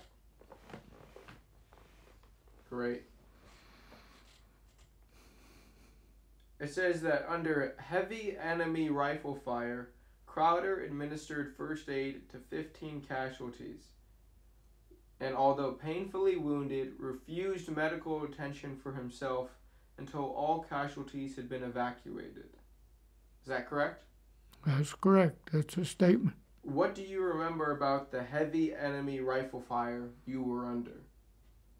Well, what I remember, there was very little to hide behind except big boulders, and there was no trees in the plain that we were approaching, the jungle area. So we had very little other than somebody else or boulders to hide behind. And tell me about Well, as people would be shot by rifle fire, as it explains, then they would yell for a corpsman. And there were about 4 corpsmen in the group or more, and we would respond to the nearest one and treat them and get them evacuated to the rear. All of this making everybody vulnerable because the litter bearers, who were Marines,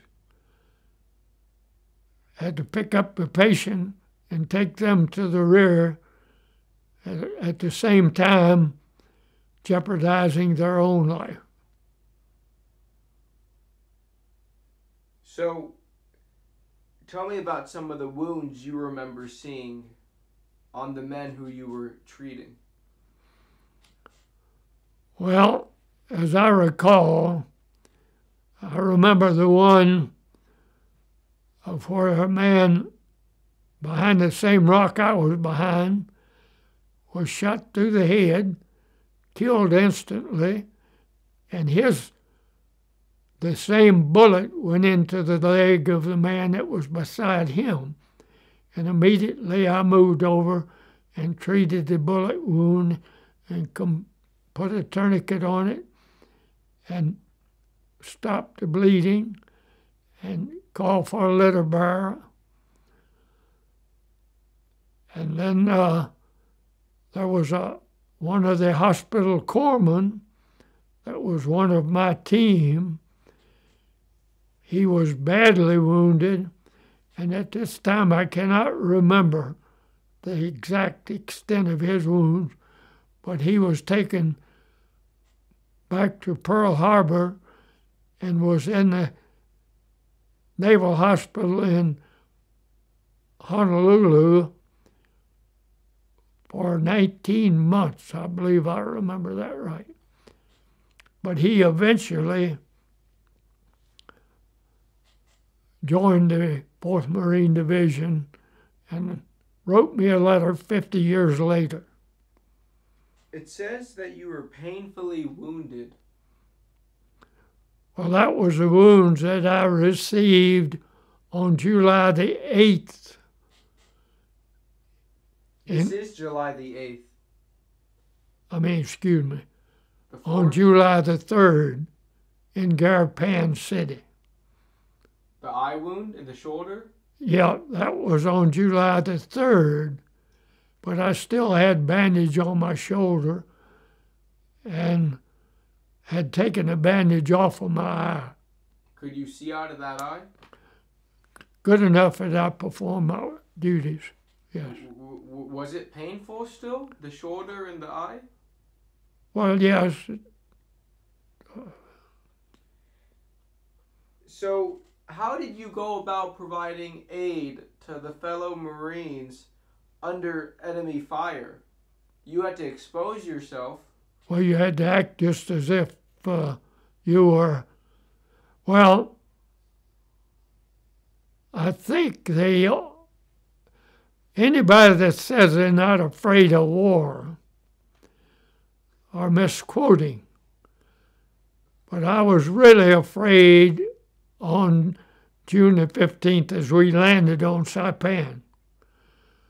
But my upbringing and my faith in God and human beings, my faith carried me through a big part of all the things that I was confronted with through my whole military service and through my whole life. Tell me about your faith. Well, I was born and raised in the Depression, as I've already said. I was born and raised as a Christian parents, and all my life I've tried to live according to the 10 Commandments to the best of my ability. But being human, there are times that I have fallen short and begged for forgiveness and have been forgiven. But I feel in my heart that faith has a lot to do with the fact that I was a hospital corpsman for my military service instead of a Navy machinist mate.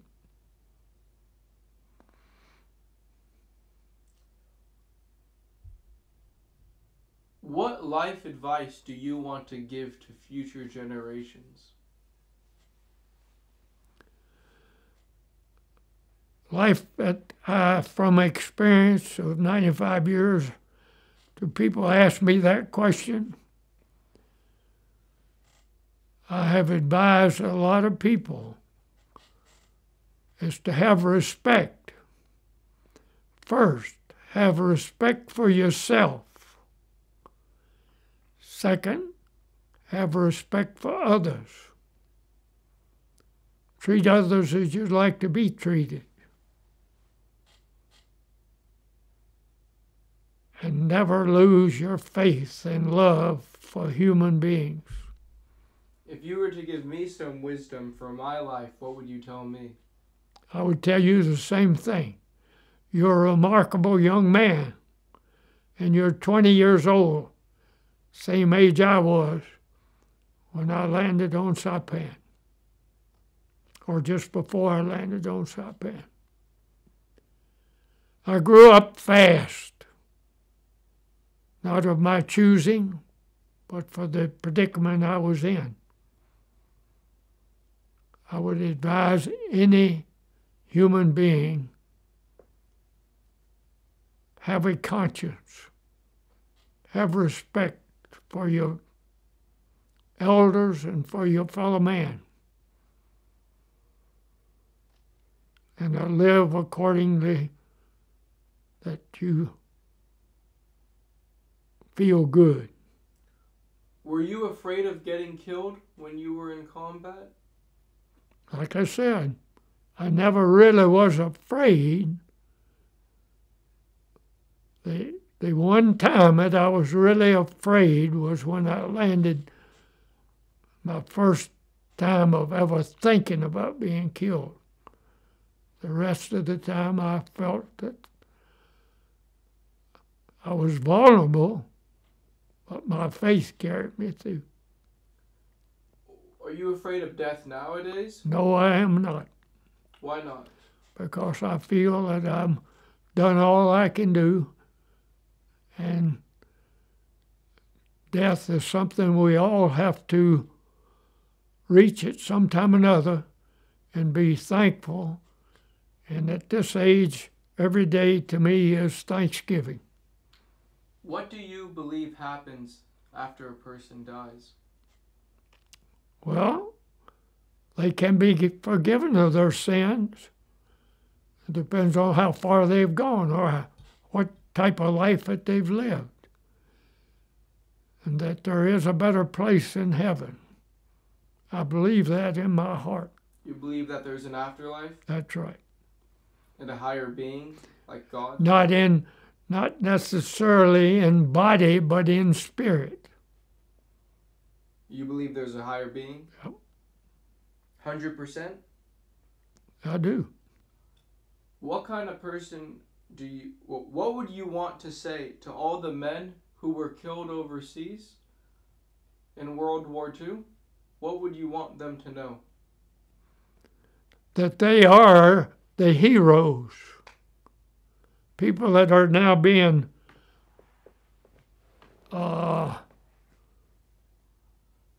discussed the situation.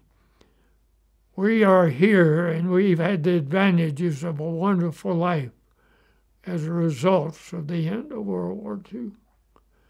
We've had a lot of temptations in our life, and it's a way that we have handled. I was blessed with a wonderful job working for the Norfolk and Western and eventually the Norfolk Southern Railway Company. All good companies. They treated me great.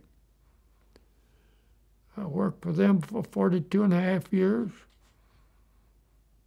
Went from a laborer to the assistant to the chief mechanical officer on the Norfolk Southern before I retired. And I have a lot to be thankful for. What kind of person do you want to be remembered as? A person that was honest and lived his life to the best of his ability to live according to the Ten Commandments. Going back to Saipan, talk to me about the terrain on Saipan. Well, there again, the terrain for what our division or our regiment, we had more of a plain type, flat land. We had jungle to some extent, but the terrain from a half a mile, it started up into mountainous terrain, jungles, caves, crevices, until it got to the top of Mount Tapachau. Did you take fire from any of these caves? I mean, do you remember? I would not know where it was coming from. Being a medic, I was not, being a hospital corpsman, I was not paying particular attention to where the bullets or whatever the ammunition was coming from. I just knew that it was coming in from all different sources, even with the in the early parts of Saipan, when the old Japanese biplane bomber that used to fly over every night and drop bombs.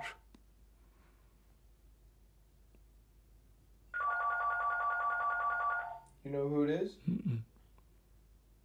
It's a 871. That's all right. I'll pick it up later.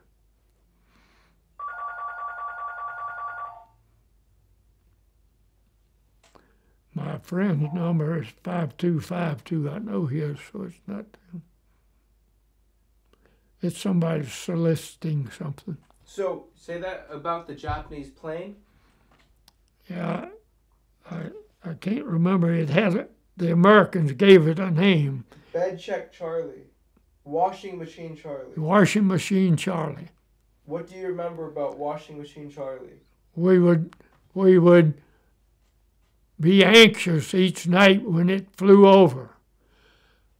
We were more anxious because all of the ships had been pulled out of the harbor and taken somewhere else, which we found out later was one of the major battles of the Pacific War between the navies. But Washing Machine Charlie got its name because it was almost at the same time. Every night it would fly over Saipan and drop bombs. Were you ever strafed by the Japanese planes? No. There's one instant further towards Garapan that I remember distinctly. A Japanese plane strafing a P-38, and that's all I remember about it. Neither one of them was hit. So. Talk to me about the patrols that you went on. Well, they were just platoon controls, just going into caves and jungle areas, because we knew that there were thousands of Japanese that had been bypassed before the island was secured. And left after the island was secured on July the 9th. Do you remember, taking on fire on a patrol? No. How many patrols would you say you went on, roughly? I have no idea, because that was periodic, and our headquarters company didn't always go on patrol. Headquarters platoon. Were you in headquarters platoon? Yeah. I thought you were in a rifle platoon. Well, headquarters is part of the I Company, is a rifle platoon. Oh.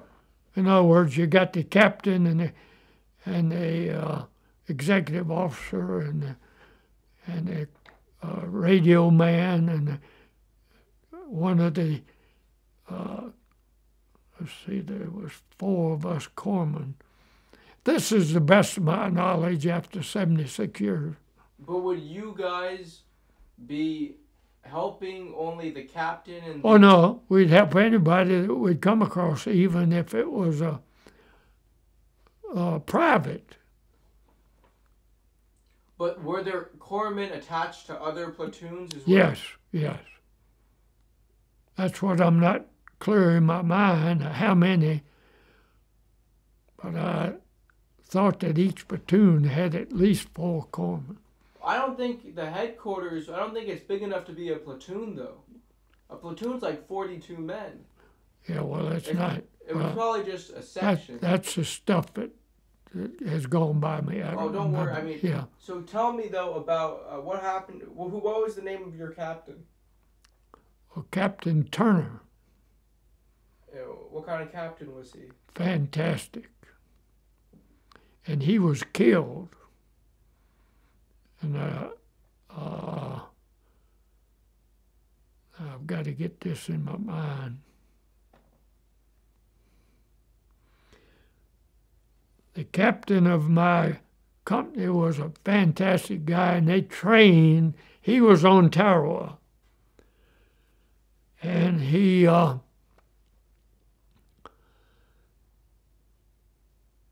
married a girl from New Zealand. And yet he never did he was killed on Saipan. He got through Tarawa okay, but then he was killed on. How was he killed? I have no idea because I didn't. Weren't you there? It's a big island and there's a lot of activity, but we didn't always get who got killed. I thought he was in your platoon. If you were, He was the captain of my company. yeah, Our company. but he would be in the headquarters platoon. Yeah, but I wasn't always right at his right hand. I might have been off doctoring somebody else. Do you remember what you heard, how he was killed? I never did learn for certain. What do you remember about the bonsai charge on Saipan? I remember I was not involved in it, but I remember all that has been said about it. And it was factual. That the way they bonsaied with sugar cane stalks and anything that would make a spear. They had no ammunition. And they were just going to sacrifice their lives for Japan.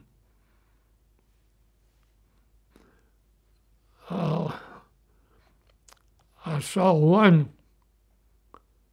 I did not see it. I heard about it. On D+7, where we were tied up, there was a corporal in our company that had a friend who was assigned to a 37 millimeter and a tank gun that was in the front line right with us. And this corporal in our company one night went up to visit his friend at the 37 millimeter gun emplacement. And on the way back, he was challenged for the password.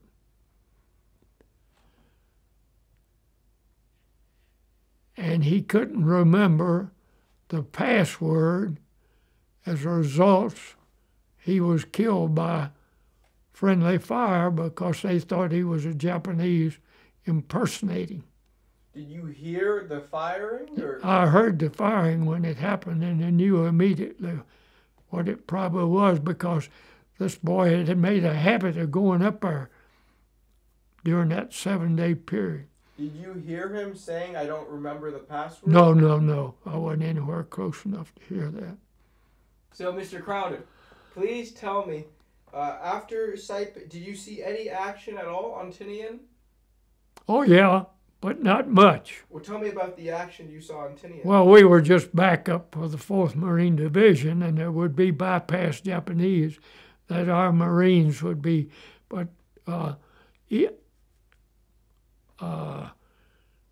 my best friend was killed, like I said, but I didn't see him get killed. Did you visit his family after the No, war? I never was able to contact them. Did you visit any of the families of the men who were killed No, after the war? no. I visited my friend who was a radio man's family. But most of it, Clyde Anderson, the corpsman that was with me, most of the time on site, well, all the time till I came back to the States.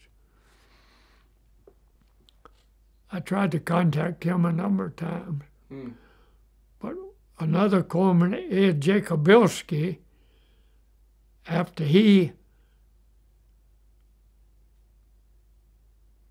moved back to Illinois and got married, his wife had relatives, and they came here and visited me. Did you pray a lot in combat? I prayed a lot, yes, What would you pray for? for the safety and well-being of our country, as well as the safety and as well-being of all who needed help. You mentioned that you would see these Japanese bodies who had been left out there for some days. What would happen to them? Well, they would swell up to the extent that the pressure of the gas buildup in the body, they would explode. What would they look like then? Well, it'd just be like letting air out of a tire. The bodies would swell up. The The one and only place that I ever paid attention to that was on the morning of the 9th of July when we were going to Marpie Point. They had been dead there for a good while. What do you remember about the smell?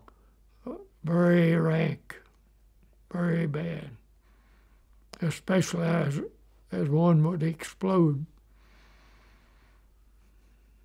Did you ever see Marines in that state? No, not that I can recall. As a corpsman, were there times that you would talk to me?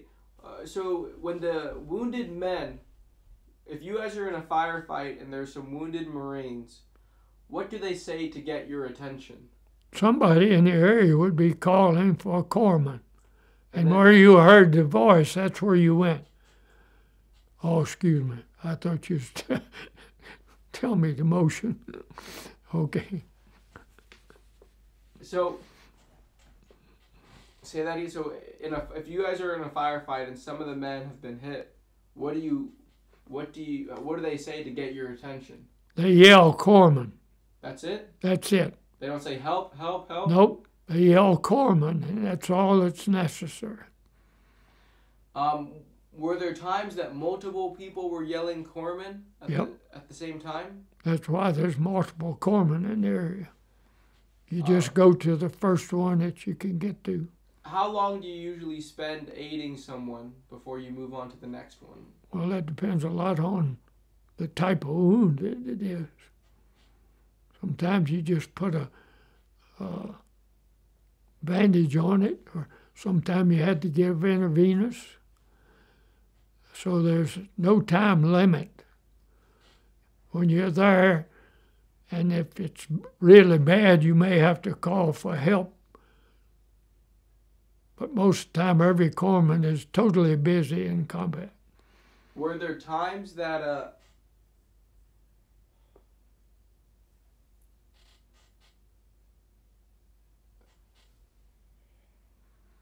you would get to some of the men and they were already dead by the time you got to them? You know, you'd check them first and then see if you'd get their pulse. Check the carotid artery to find if there's a pulse, or anywhere you can find a pulse, and notice the breathing. So that's the first thing you always do if you don't know if they're alive? Yeah. Most of the time that there's life of any sort, you'll find it if there's a pulse. But were there times that you didn't find a pulse? Oh, yeah.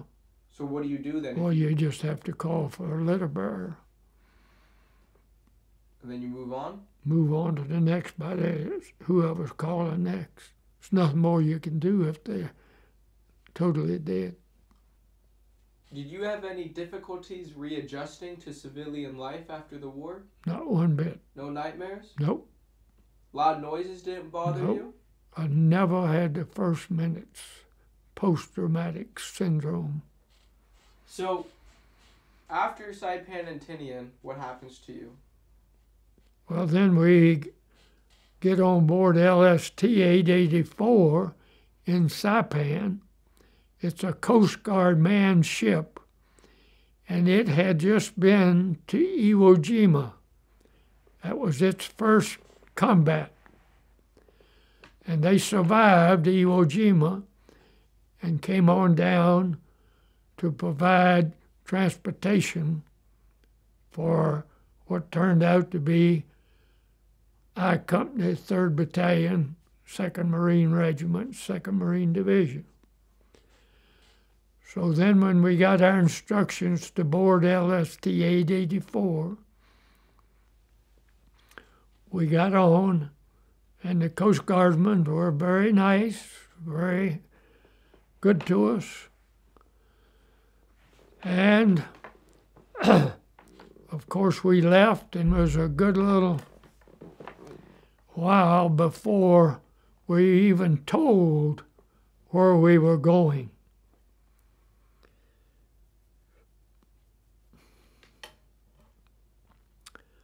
And then when we were finally told that we were going to Okinawa and that our assignment would be to make a fake landing on the south end of Okinawa on Easter Sunday morning, April 1st, 1945, at 5:30 in the morning, we will be ready to start the fake landing. So we proceeded on under the Coast Guard's care. There was no chaplain on there, just the Coast Guard lieutenant junior grade. He was a commanding officer.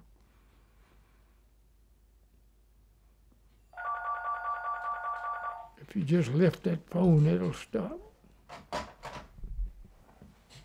That's 3 calls I've had already today for that kids thing. Okay, so just can you start from where you said you were going to make a fake invasion? We were going to make a fake landing on the southeast corner of Okinawa.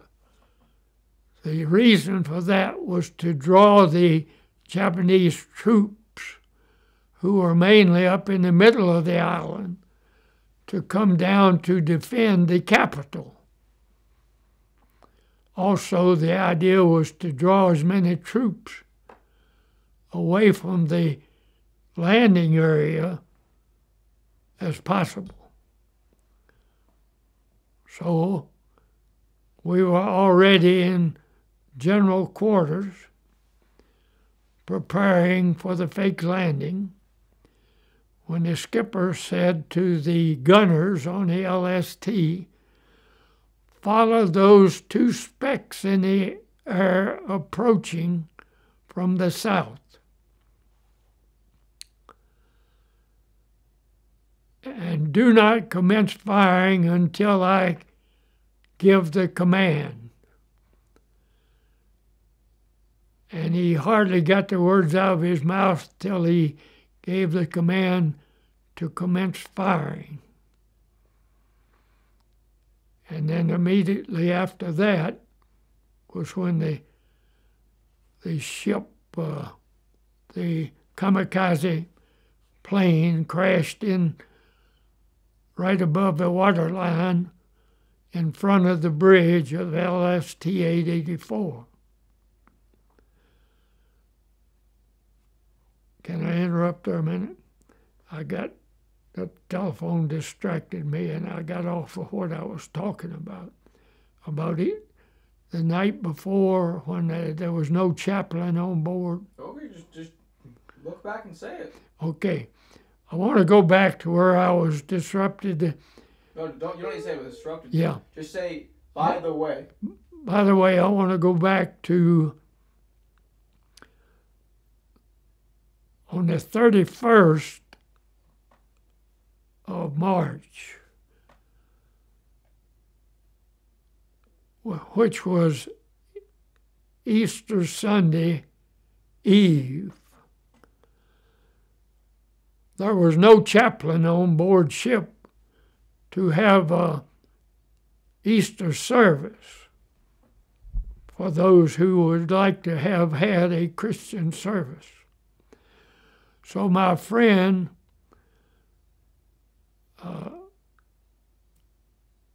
Bill Dulaney, who was a radio man, he was a very devoted Christian, and I, with a couple others, decided, we asked the skipper of the ship if we could have a sunrise service the night before, because we knew we were going to be on general quarters the next morning. So we held a Easter Eve sunrise service, which was very rewarding to those of us who participated and held a service. And that made it. Then to go back to when the kamikaze hit us, we had already eaten. We were fully clothed. Then shortly after the plane hit and the high-octane gas started catching on fire. You need to explain. The last thing you said about the kamikaze was that it hit the water. Well, it hit the water line on the LST. That was the part of the ship that was above the water line. He hit right above the water line and crashed into the interior of the LST where the landing crafts, the amphibious tractors and those people that were going to make the fake landing, they were already fully clothed, on board, fully loaded with ammunition and high-octane gas. Well, when he hit the ship in that area, he broke a lot of water lines, but the bomb never did explode. And of course, with the broken water lines, the Coast Guardmen were busy trying to make repairs, and everybody was told to go to their abandoned ship station.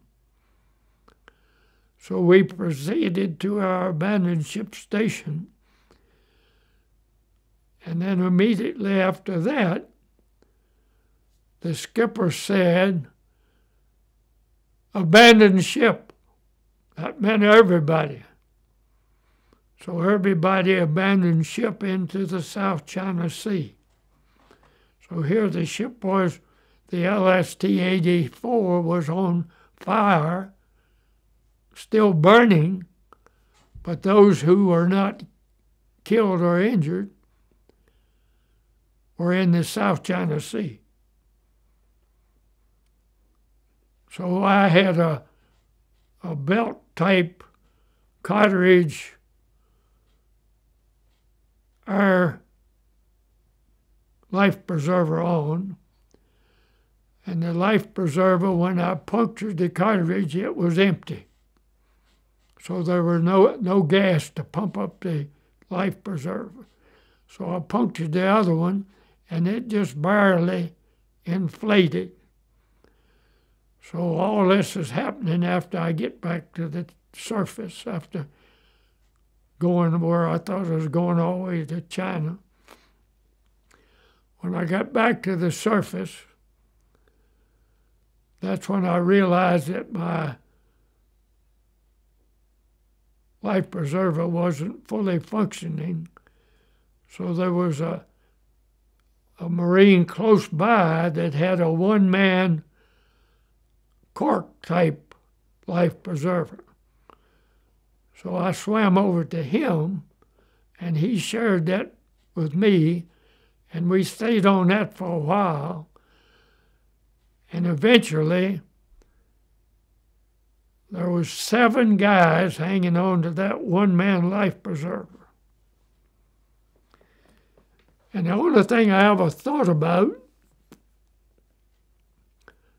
was an underwater explosion, because in our Navy training, we were told when you have to abandon ship or in the water for any reason, get to the surface as quick as possible, because an underwater explosion with you under the surface can cause you to be killed for the concussion. So we all got to the surface as soon as possible. Never gave sharks a thought until a LST went by us, still in the water, still hanging together on that one life preserver. And they had a shark hanging from a bow that they had caught off of the ship. And it was too big to get on board, but it was just... So from then on, we were thinking about sharks. And finally, about 7 or 8 hours later, we got picked up by landing craft personnel, LCP, or a Higgins boat is what the name was. All 7 of us were picked up, and we were taken to the USS Van Valkenburg, which was a brand new destroyer that was, this was its first combat. And when we got on board the destroyer, of course we were soaking wet and cold, and we got on board on the starboard side and moved over on the port side, and here were 3 sailors standing by the guardrail shooting at sharks in the water. The reason that there were so many sharks in the water was because with all the ships, all the garbage was being dumped over the fantail of the ships into the South China Sea, which was drawing the sharks there to get food. So we spent one night on the Van Valkenburg, given dry clothes, and was taken to an APA, which was a Liberty ship, a troop ship. And I can't remember the number of it, but it was an APA, and we were taken aboard and put on board up on the first flight underneath the top deck. And all that night, the guns were being manned on the ship, firing away and all that noise. But then the commanding officer of the Marine Corps, along with the 10th Army Command, they decided to send the 2nd Regiment, all except the 8th Marines, back to Saipan to reorganize. And so I went on the APA back to Saipan, went back to the old camp, and stayed there for a while, and I had enough points accumulated with my time in service, plus the time in combat, and plus the Purple Heart, that I did not have to worry about going back into combat. I was given my orders to report back to where did I report back to? I reported back. My orders was to go home for 30-day leave and then report back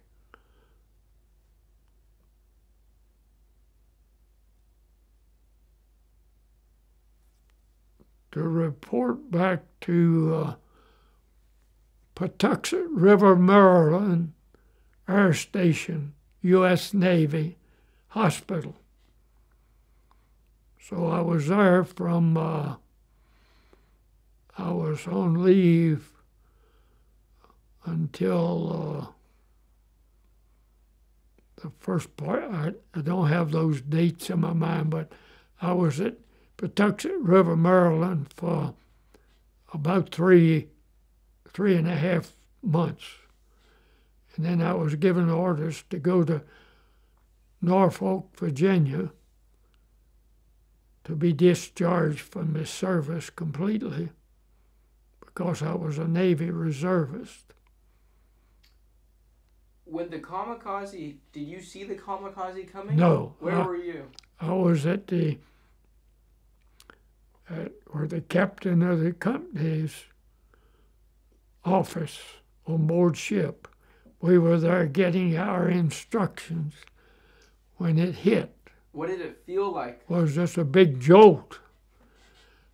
And I find out after many years the reason that the commanding officer told us to abandon ship, and this may be hearsay,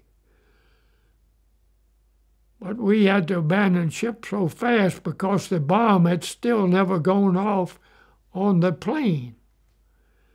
And they were afraid that if the bomb went off, that we'd all be killed on the ship.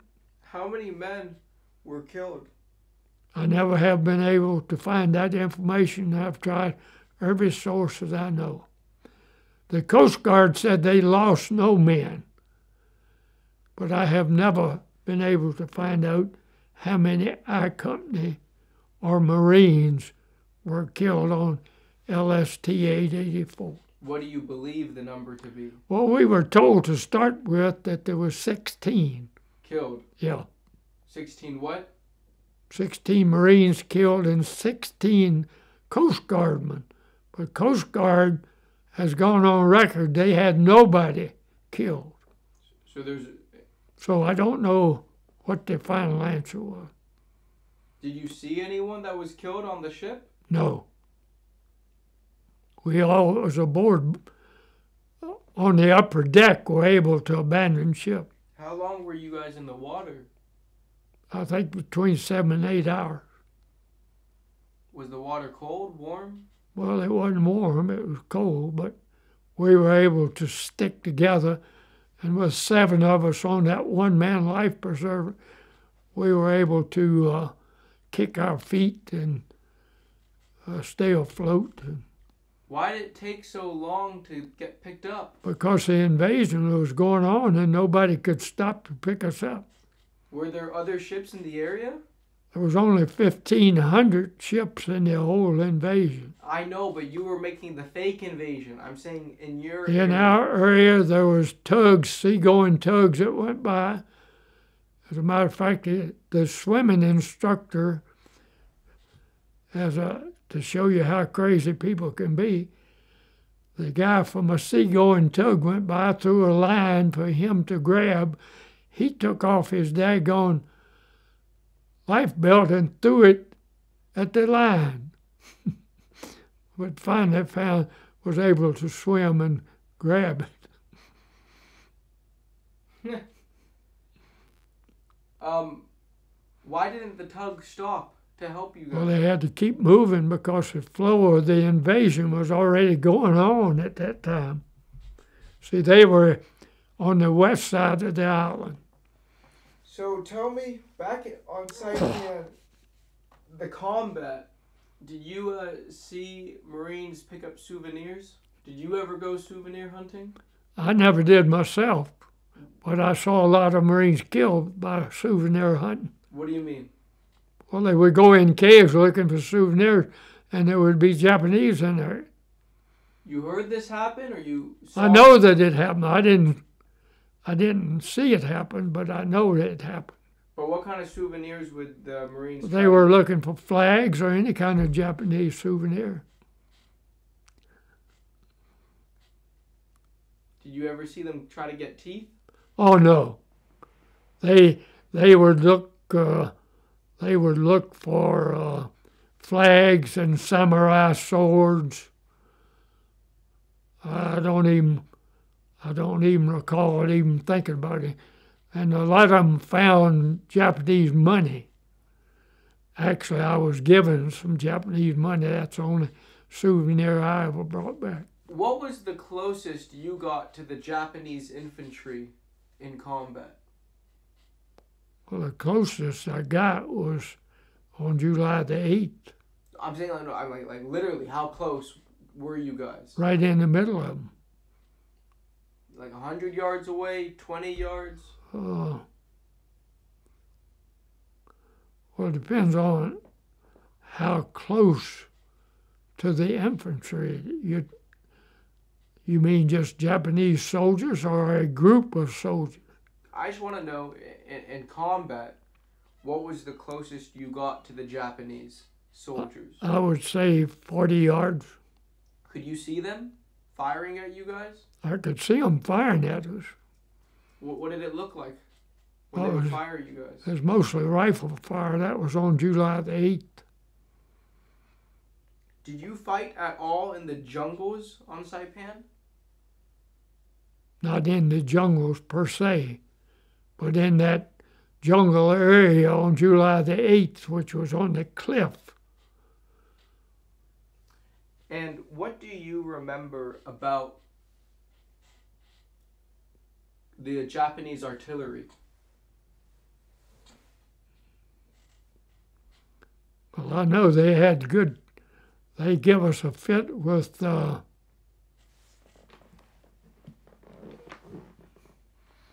they gave us a fit with their tanks, and they had big guns.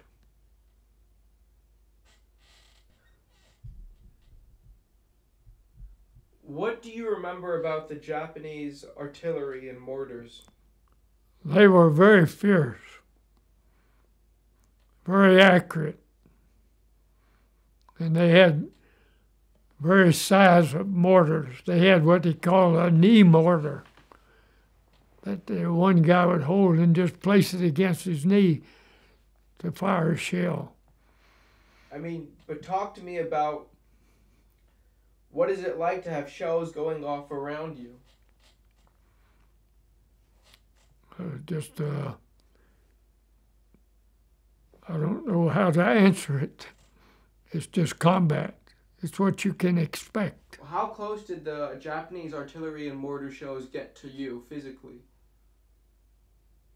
Well, whatever that was in Garapan, it hit me, but besides that one, the most any movement that we made, the Japanese artillery was killing or wounding some Marines in my outfit, and I was with them. Did you have to treat guys who had been severely wounded by the artillery?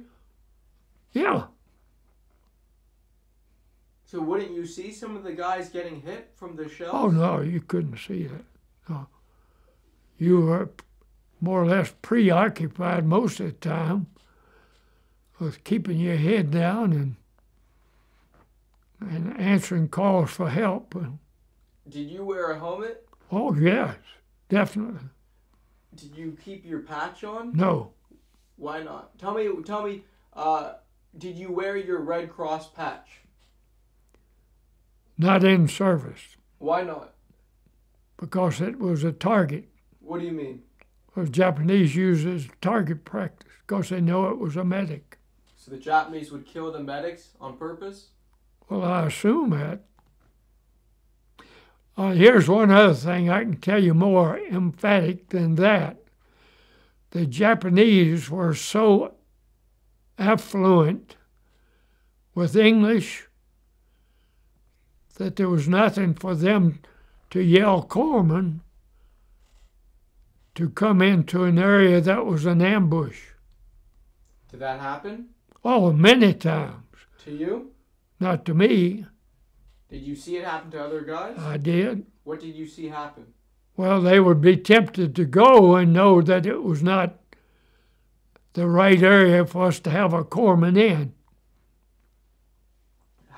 Would it just sound like a regular Marine? It sounded like a lot of regular Marines talk like Italians.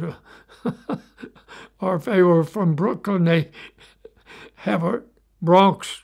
Or if you were from the South, you had a Southern accent, but you could tell Americans from the rest. But some of these were so affluent with English that they would yell, corpsman, and we had to be very particular knowing the area that we were involved with to respond. Mr. Crowder, can you please tell me the time when you were wounded?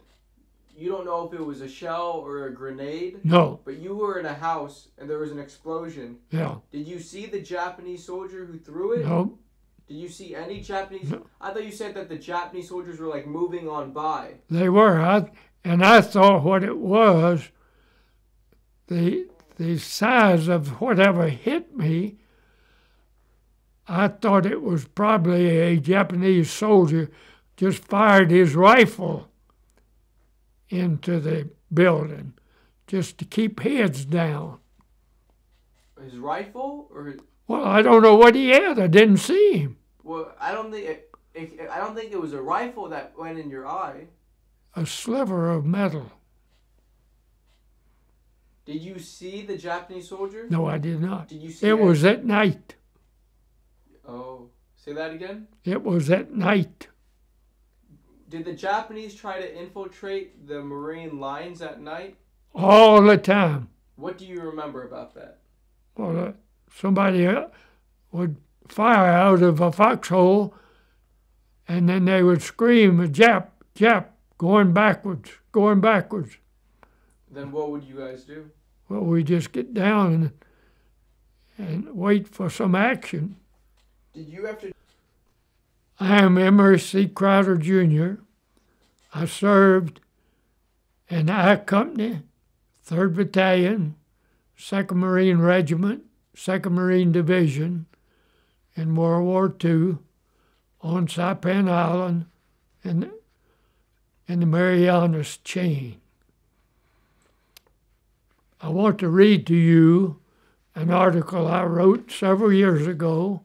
I'm going to read to you an account that I wrote about an experience I had while on Saipan Island.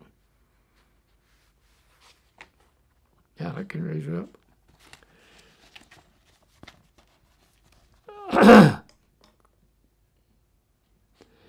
Lieutenant Colonel Arnold Johnston returned to command of the 3rd Battalion, 2nd Regiment, even though walking with a cane on July the 3rd. The next day, we had moved out of Garapan towards Tanapanic Harbor. To our surprise, I Company, 3rd Battalion, 2nd Regiment, was ordered to move north and assist the 4th Marine Division to secure Marpai Point. We had backup from 2 Sherman tanks and bazooka Marines. We followed King Kong, one of the tanks, from high ground down a narrow road to the plateau approaching Marpai Point. 4 days later, on July the 8th, we were pinned down for what seemed to be an hour until intense fire from Japanese machine guns, mortars, rifles, and grenades. Marines and corpsmen were yelling, "Corpsman,"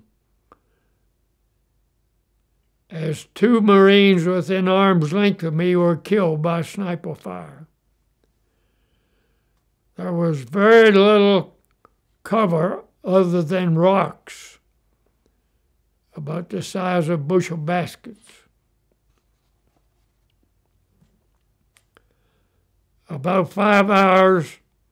After about 5 hours, the Marines prevailed and the area was secured. Many of my friends died in that firefight, including our company commander, Captain Turner. At times like these, fear is always close at hand, but my faith and training took over and gave me the impetus to provide medical attention to those that were wounded. I had a belief that I had a job to do, and that if I just did what I was supposed to do, things would be taken care of. Over the next 5 hours, with my head low, I darted back and forth from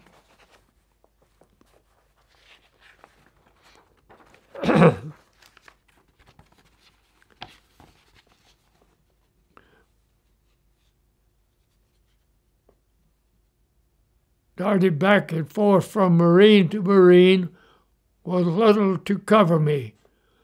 It was reported that I treated 15 Marines and corpsmen, but things were so hectic and frantic that I didn't keep count.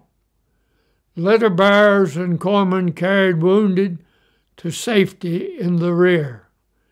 Saipan was my first campaign, but my commanding officer and leatherneck buddies were quick to say, "You performed like a veteran." Any more?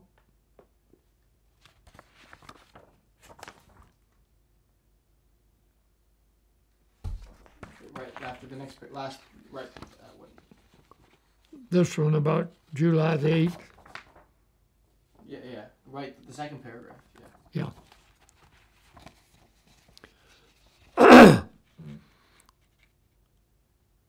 How's that? After the firefight on July 8th, we proceeded to Marpie Point and with the 4th Marine Division secured the area. We helped the wounded and sick civilians in caves, from small children to the elderly. Even as we helped, Japanese soldiers used hand grenades to commit suicide and kill others. Thousands of civilians jumped off cliffs into the Pacific rather than to surrender.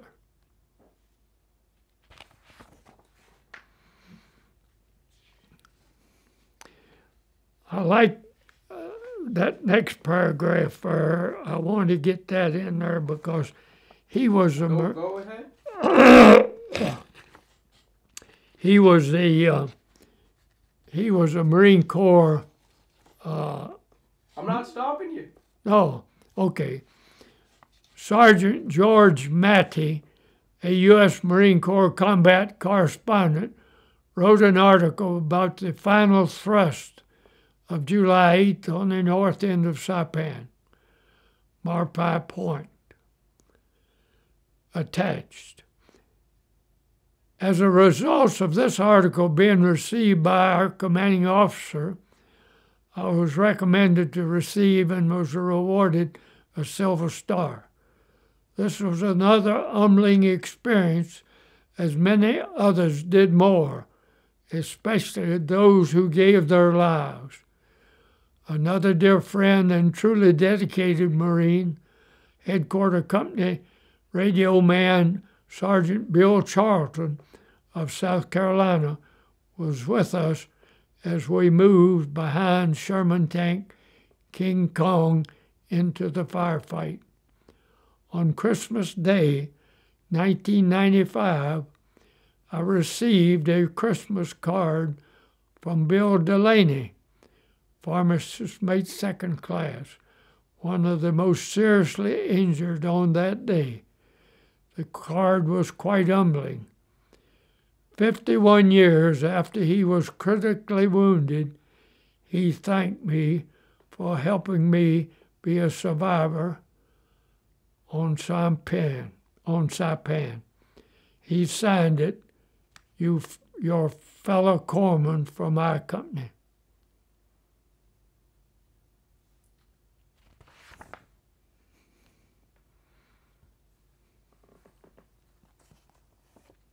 Okay.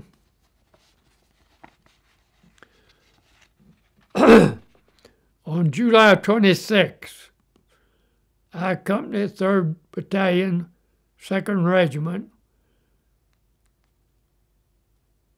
landed on the same beachhead the 4th Division used.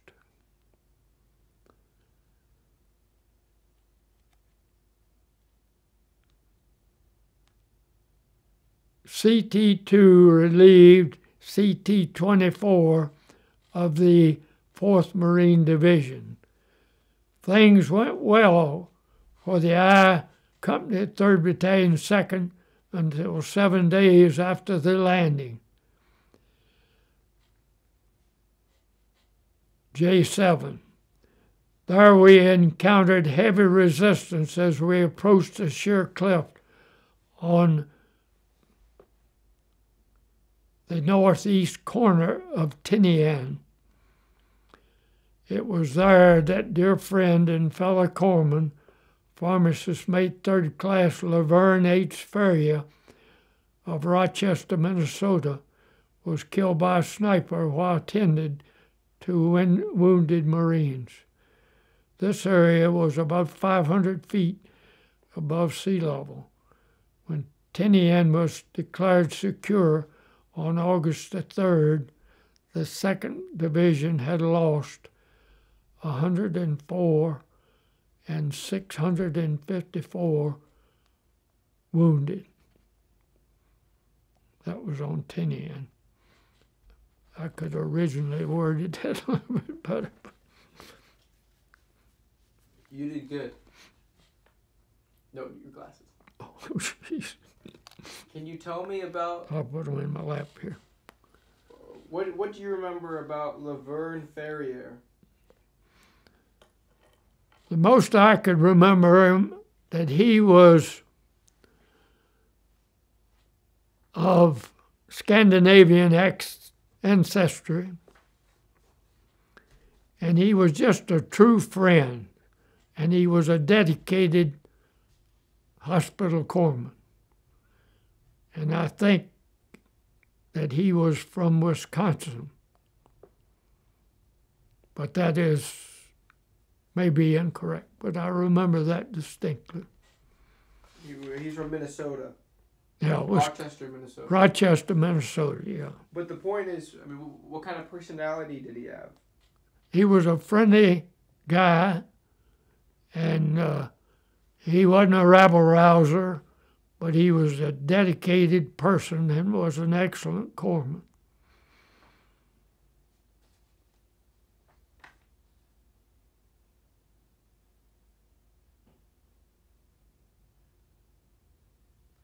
And Captain Turner, you wrote, was killed in the same firefight that you got the Silver Star for. Right.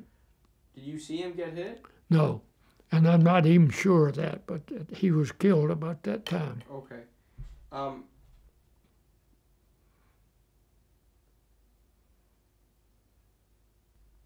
the firefight on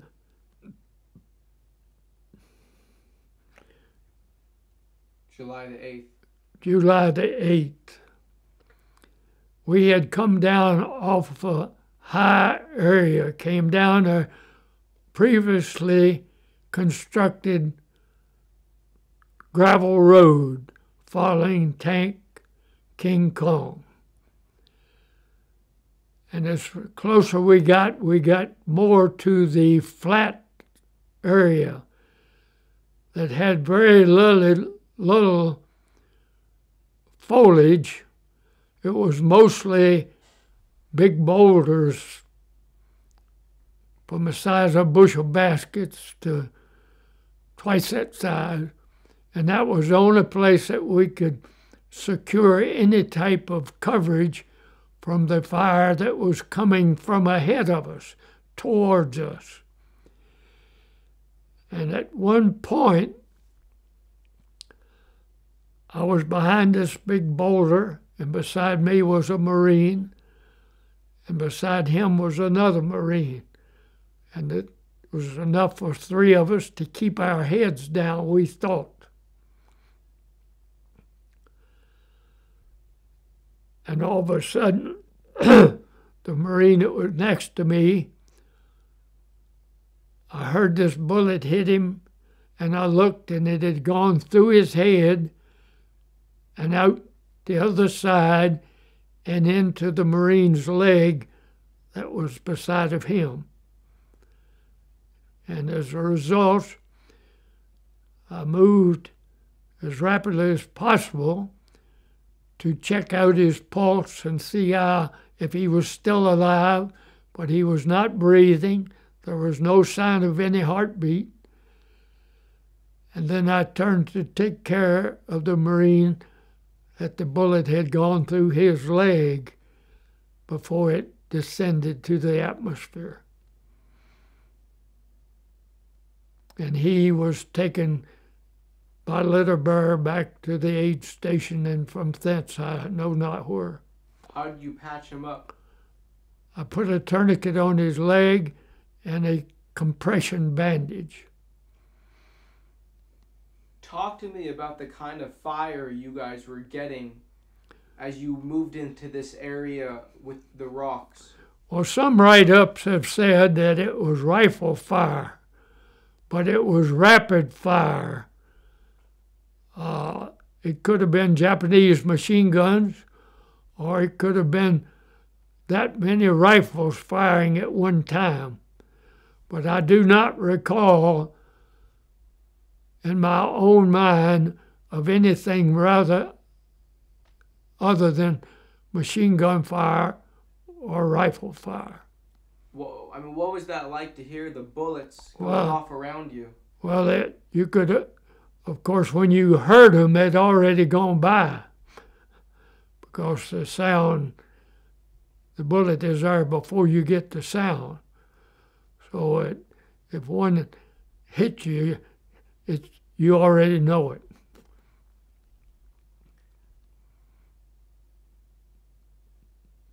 So you were all behind the rock. Yeah. How did he get hit? Well, Did he stand up? He may have been not quite as ducked down as far as me. I don't know. I wasn't paying attention to that. Where was he hit? Well, as best I can remember, it would have been from the left side around the temple, through and out the other side. I distinctly remember the shell going right through his skull. And of course, he died instantly. How close was he to you? Well, a touching distance. Did you know him? No, I don't recall his name to this date. What about the blood loss? Well, that was just, I don't recall that at all.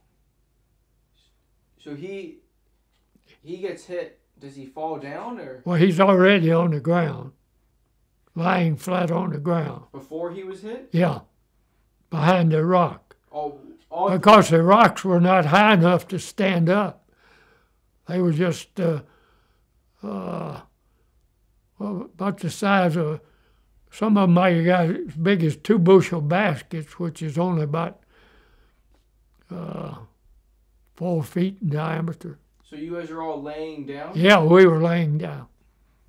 And so... Only way we could look ahead was to raise up enough to look ahead. Later on, I mean, how long was this firefight? How long did it go on for? About 5 hours. So after you helped the man with the leg, what did you do? I just went from one to the other. I went from one wounded Marine to another, or a corpsman. I think actually after that happened, I think it was when the corpsman friend got hurt so bad. And how many people did you help that day?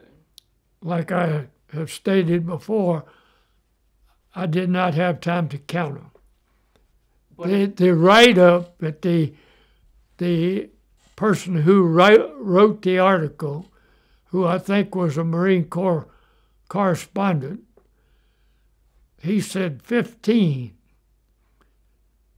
I don't doubt that it was 15 or more. How did you navigate from one wounded Marine to another if you didn't have any cover? Well, the Dodge just took the chance to go from one rock to the other. So would you run from one area, then hit the ground? Yep. And then help someone? Yep. Go wherever. I might have to go by 2 or 3 rocks before I got to the person that was yelling. But every time you helped a Marine, you were laying down. Yep. Is that right? Most of the time, yeah. What's that like to have bullets going off around you? Well, you just wonder when the next one's going to hit me. I mean, do you feel like there's a bead on your head? I never did feel that. I guess as I've mentioned before in this, I feel that my faith in life for the good Maker was telling me, you'll be all right. My conscience is clear. Thank you so much for your time. And just to state for the record, what award did you receive during this action? Well, I received a Silver Star, which I thought it was outlandish because there were so many that were given their total life, and I didn't even hardly get a serious wound. But you helped save a bunch of people. Do you remember specifically any of the other wounds that you helped that day?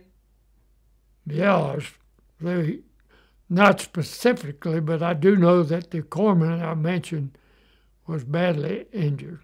Well, so you have the guy shot in the head, the guy shot in the leg, Yeah. the corpsman. Who were the other 12? Those I can never begin to tell you. Give me an idea of the kind of wounds, though. Well, they were, the only thing I can say, they were not shrapnel wounds from mortars or anything like that. They were wounds from rifle fire or machine gun fire. They could have been just grazed wounds. There's no way for me to remember that. Most of the veterans who you were helping, were they quiet or what would they be saying? Most of them are very quiet in this particular instance. I mean, what would you say to them? You're going to get better? I mean, what kind of things, as a corpsman, I would talk to them as any person of faith would do. And what would you say to them? I would tell them that the prayers would be said for them, and that I was treating them to the best of my ability, and it was dependent on the letter bearers to get them to the rear. Would the letter bearers come out under fire? Oh, yeah. Not always, but sometimes, most of the time. Any final or concluding thoughts? No, I just have a lot to be thankful. Like I say, I was blessed with a great life. I was proud to have served with the U.S. Marine Corps, even though it was not my intentions to start with.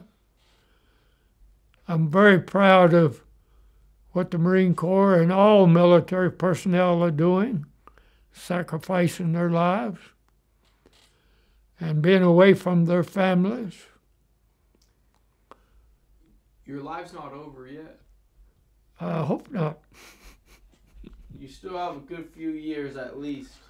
Well, I have reservations for 2023, but I don't know where it's for yet. Oh, you mean your 100th birthday? Yeah. All right. Let's go.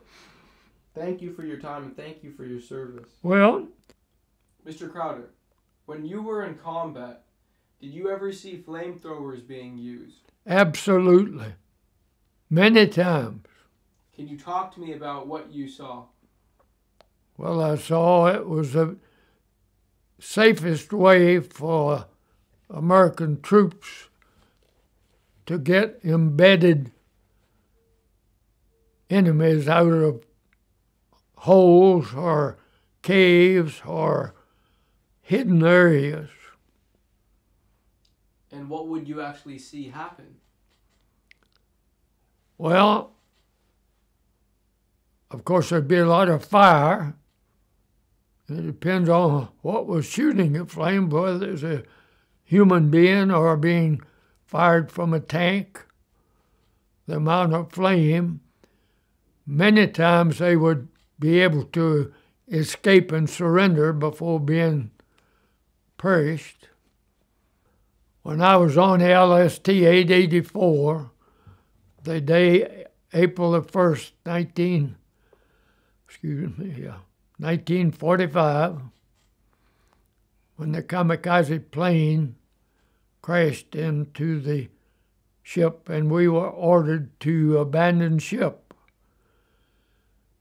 One of the younger Marines on board ship, NI Company, I think his name was Niska. We called him Chicken. How old was he? I would say about 17. And when he went to abandon ship, He took all his clothes off and just dived into the South China Sea stark naked. Now, this was handed down to me. I did not see it personally, but the swimming instructor for the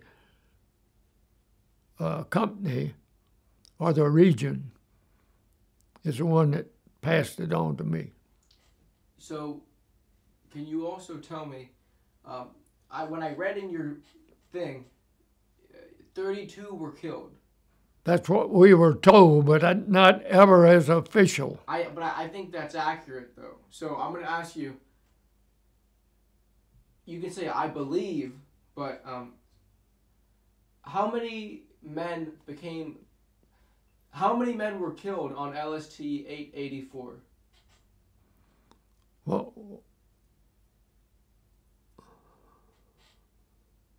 32. You believe? It's conceivable it was as many as 32, but I thought it was 16 Coast Guardmen and 16 Marines. But the Coast Guard declares they did not lose a man. So I had no reason. I came on back to the States and didn't follow through like I should have, but since then, I have tried any number of sources to find out how many Marines were killed on LST 884. Did you see any of the casualties? No. They were all below deck where the amphibious tractors were, where all the fire was. Did you see any other kamikazes hitting other ships from where you were? One hit the ship that our regional command was on. Did you see I did not see it. So, did you lose any family members in the war? World War II, I lost a cousin, my first cousin. What was his name? Eugene Puckett, Puckett. And tell me what happened to him. He was a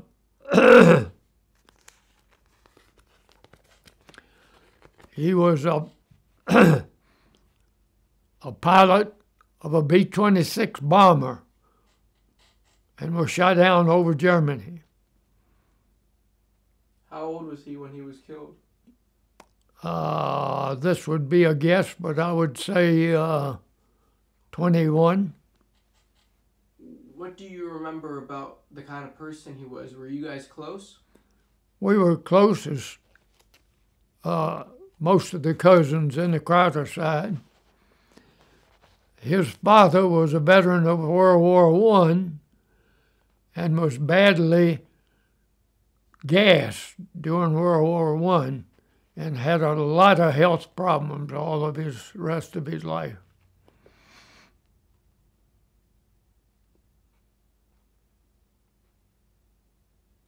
How did you find out about your cousin being killed? His mother told us. How did she take it? She took it very hard, very hard. Her name was Lovey. Tell me about Eugene Puckett. Tell me about his personality. Well, he was very sociable, a good student in school. He lived in Salem, Virginia, and volunteered. And then we parted ways, being in the service on different sides of the world, so I didn't follow through with him much after we both went in the military. Was he older than you or the same age? I think he was actually younger than me. But that's just thinking. Anyone that you grew up with, friends from school, were any of them killed in the war?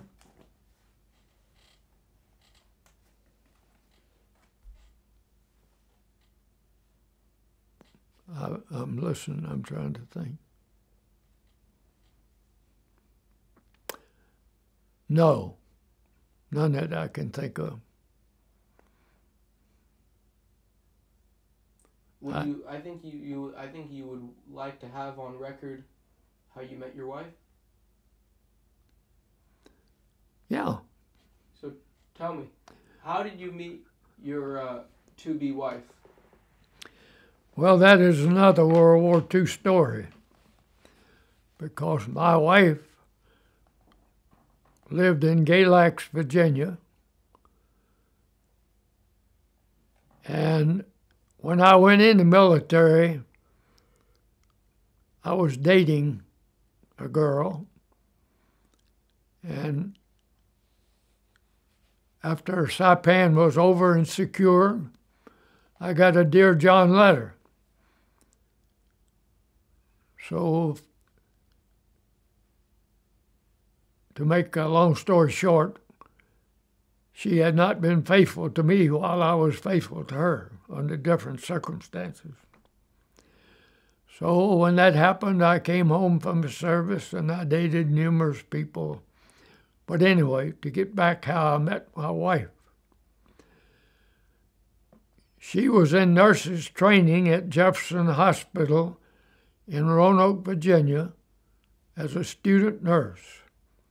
And she happened to be in the same class with my cousin, Mildred Crowder. Well, Mildred Crowder kind of liked her cousin Emory and was bragging about him. And so she decided to have all of the members of her nurses class to come out to her house for an afternoon of singing and enjoying life. And she wanted them to meet Emory Crowder.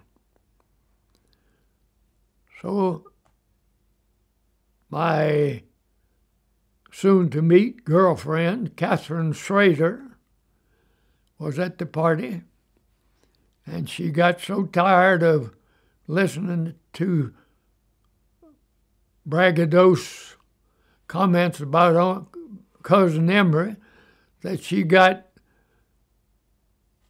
several comic books and went upstairs to the bathroom and read comic books for 2 hours so things could quiet down. But anyhow, she had the most beautiful brown eyes of any woman I ever saw, and a really sweet smile. And I almost fell in love with her instantly. And so it moved on. I met her in 1947. Yes. And then we were married in 1950. We were married 65 years, 6 months, and 5 days. And she did not suffer a lot. And she realized that she might be faced with a nursing home, and so her prayers were answered, and she did not last that long, didn't suffer for any length of time. Oh, that's... What do you miss the most about it?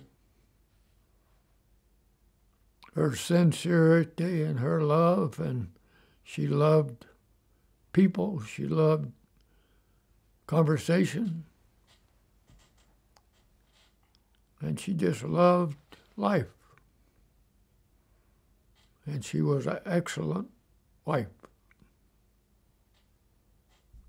as the age implies. Mr. Crowder. Yes. So we're going to go through your book, the 2nd Marine Division history book, the official history, and you tell me what you remember as we go through the pages, okay? So, what do you talk to me about this? What's this? This is Saipan Island, showing the landing of all the Marines. Where did you land? I landed right behind the 6th Regiment, and then we turned 90 degrees. We actually landed there where the 2 says, and then we turned 90 degrees left and going north towards Garapan. All right. All right, let's go to the next page. Other way.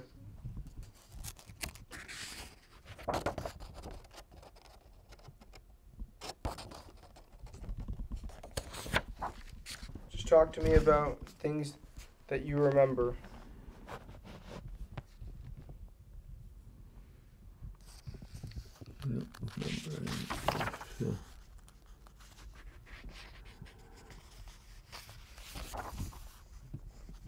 This is Mount Tapachow, the highest peak, and that's where the 27th Army Division was headed, as well as part of the 4th Marine Division.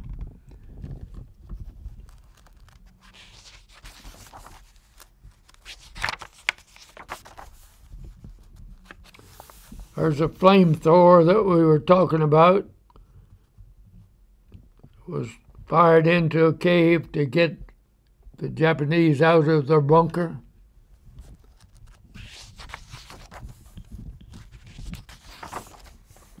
And this is, wait a minute. This is the city of Garapan. That was almost completely destroyed, the buildings, by Navy guns as well as dive bombers prior to the landing.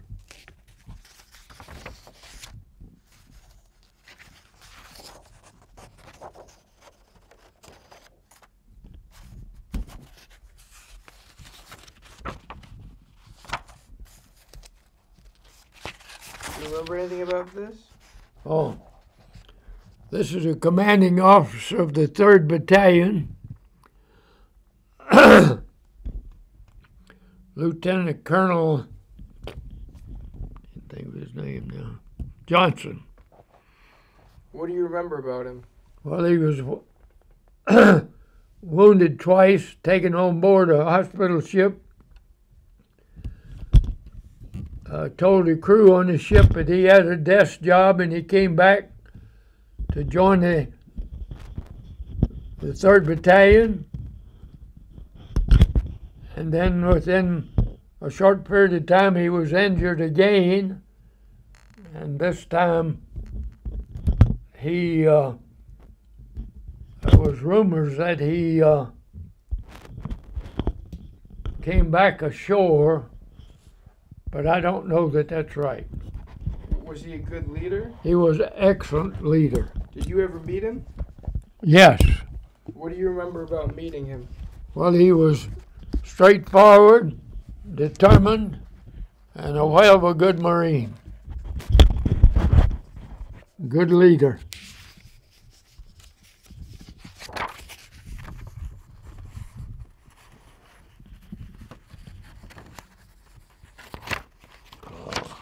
There's nothing else. Oh, you're right. That's nothing there.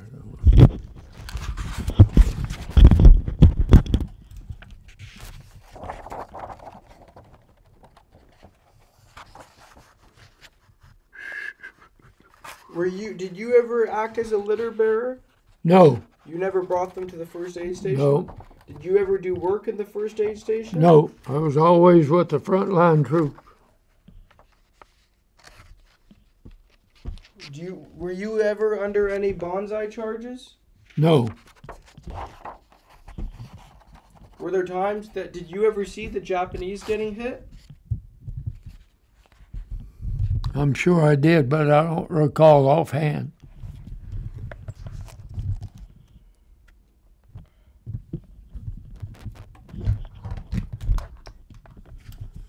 This picture was taken from the top of Mount Tapachow, looking towards the city of Garapan, Which is on fire. which is on fire. And these are ships out in the bay. And this is a very high cliff arrangement coming down from Tapachow down towards Garapan.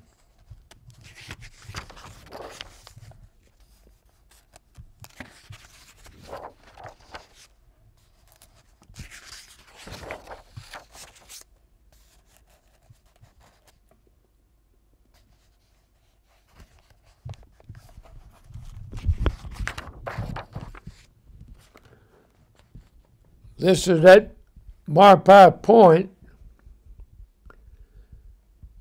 where Japanese had taken their wives and their children into the caves with them, and many of them were killed by the Jap soldiers with hand grenades.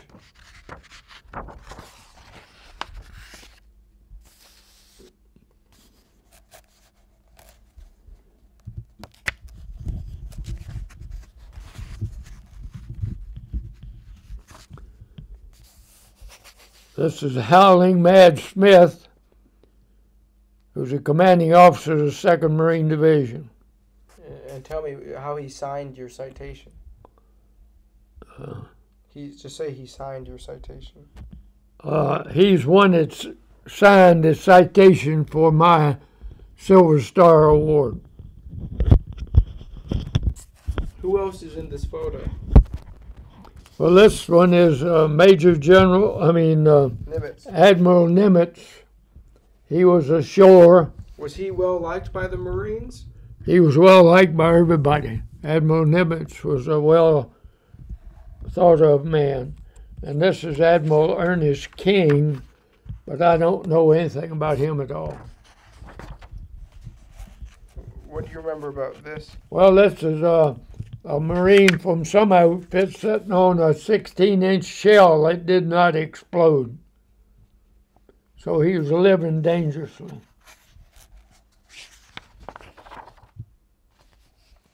What do you remember about the sugar cane?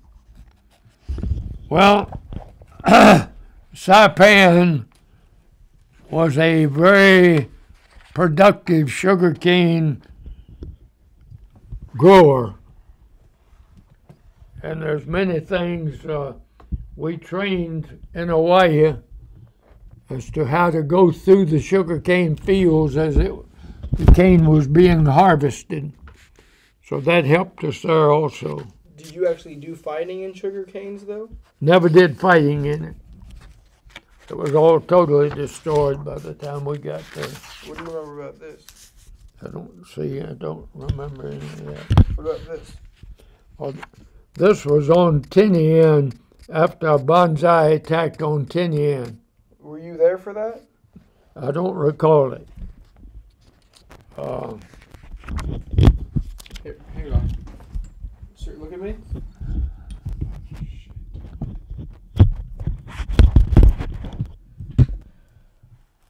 When you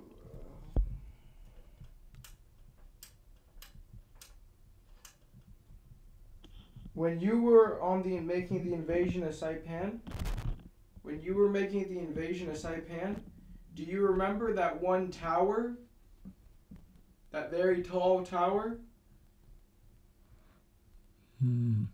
Where people thought that there were snipers in it. It's like it was at a sugarcane field. It was just a tall tower. No, I don't recall anything about the tall tower. There was a sugarcane refinery mill. That was a huge steel building in Sharon Kanoa. Do you remember that? I remember that. That's the first thing we saw when we landed on Saipan on June the 15th. Were there Japanese in it? Well, we couldn't tell. Okay. Continue.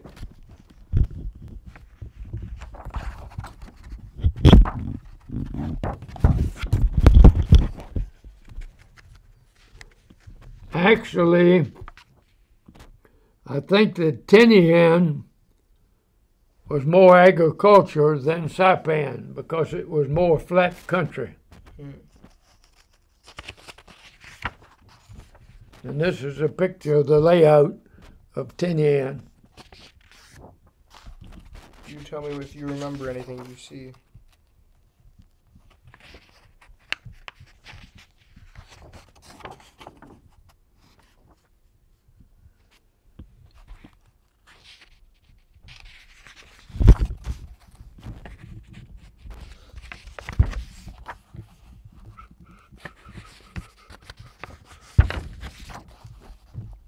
And then this goes on to Okinawa. All right. Does it show anything about your LST? But it shows you here. Can you show this right here? Yeah. This area, the map where my finger is where LST 884 was making a fake landing on the southeast corner of Okinawa to draw the troops down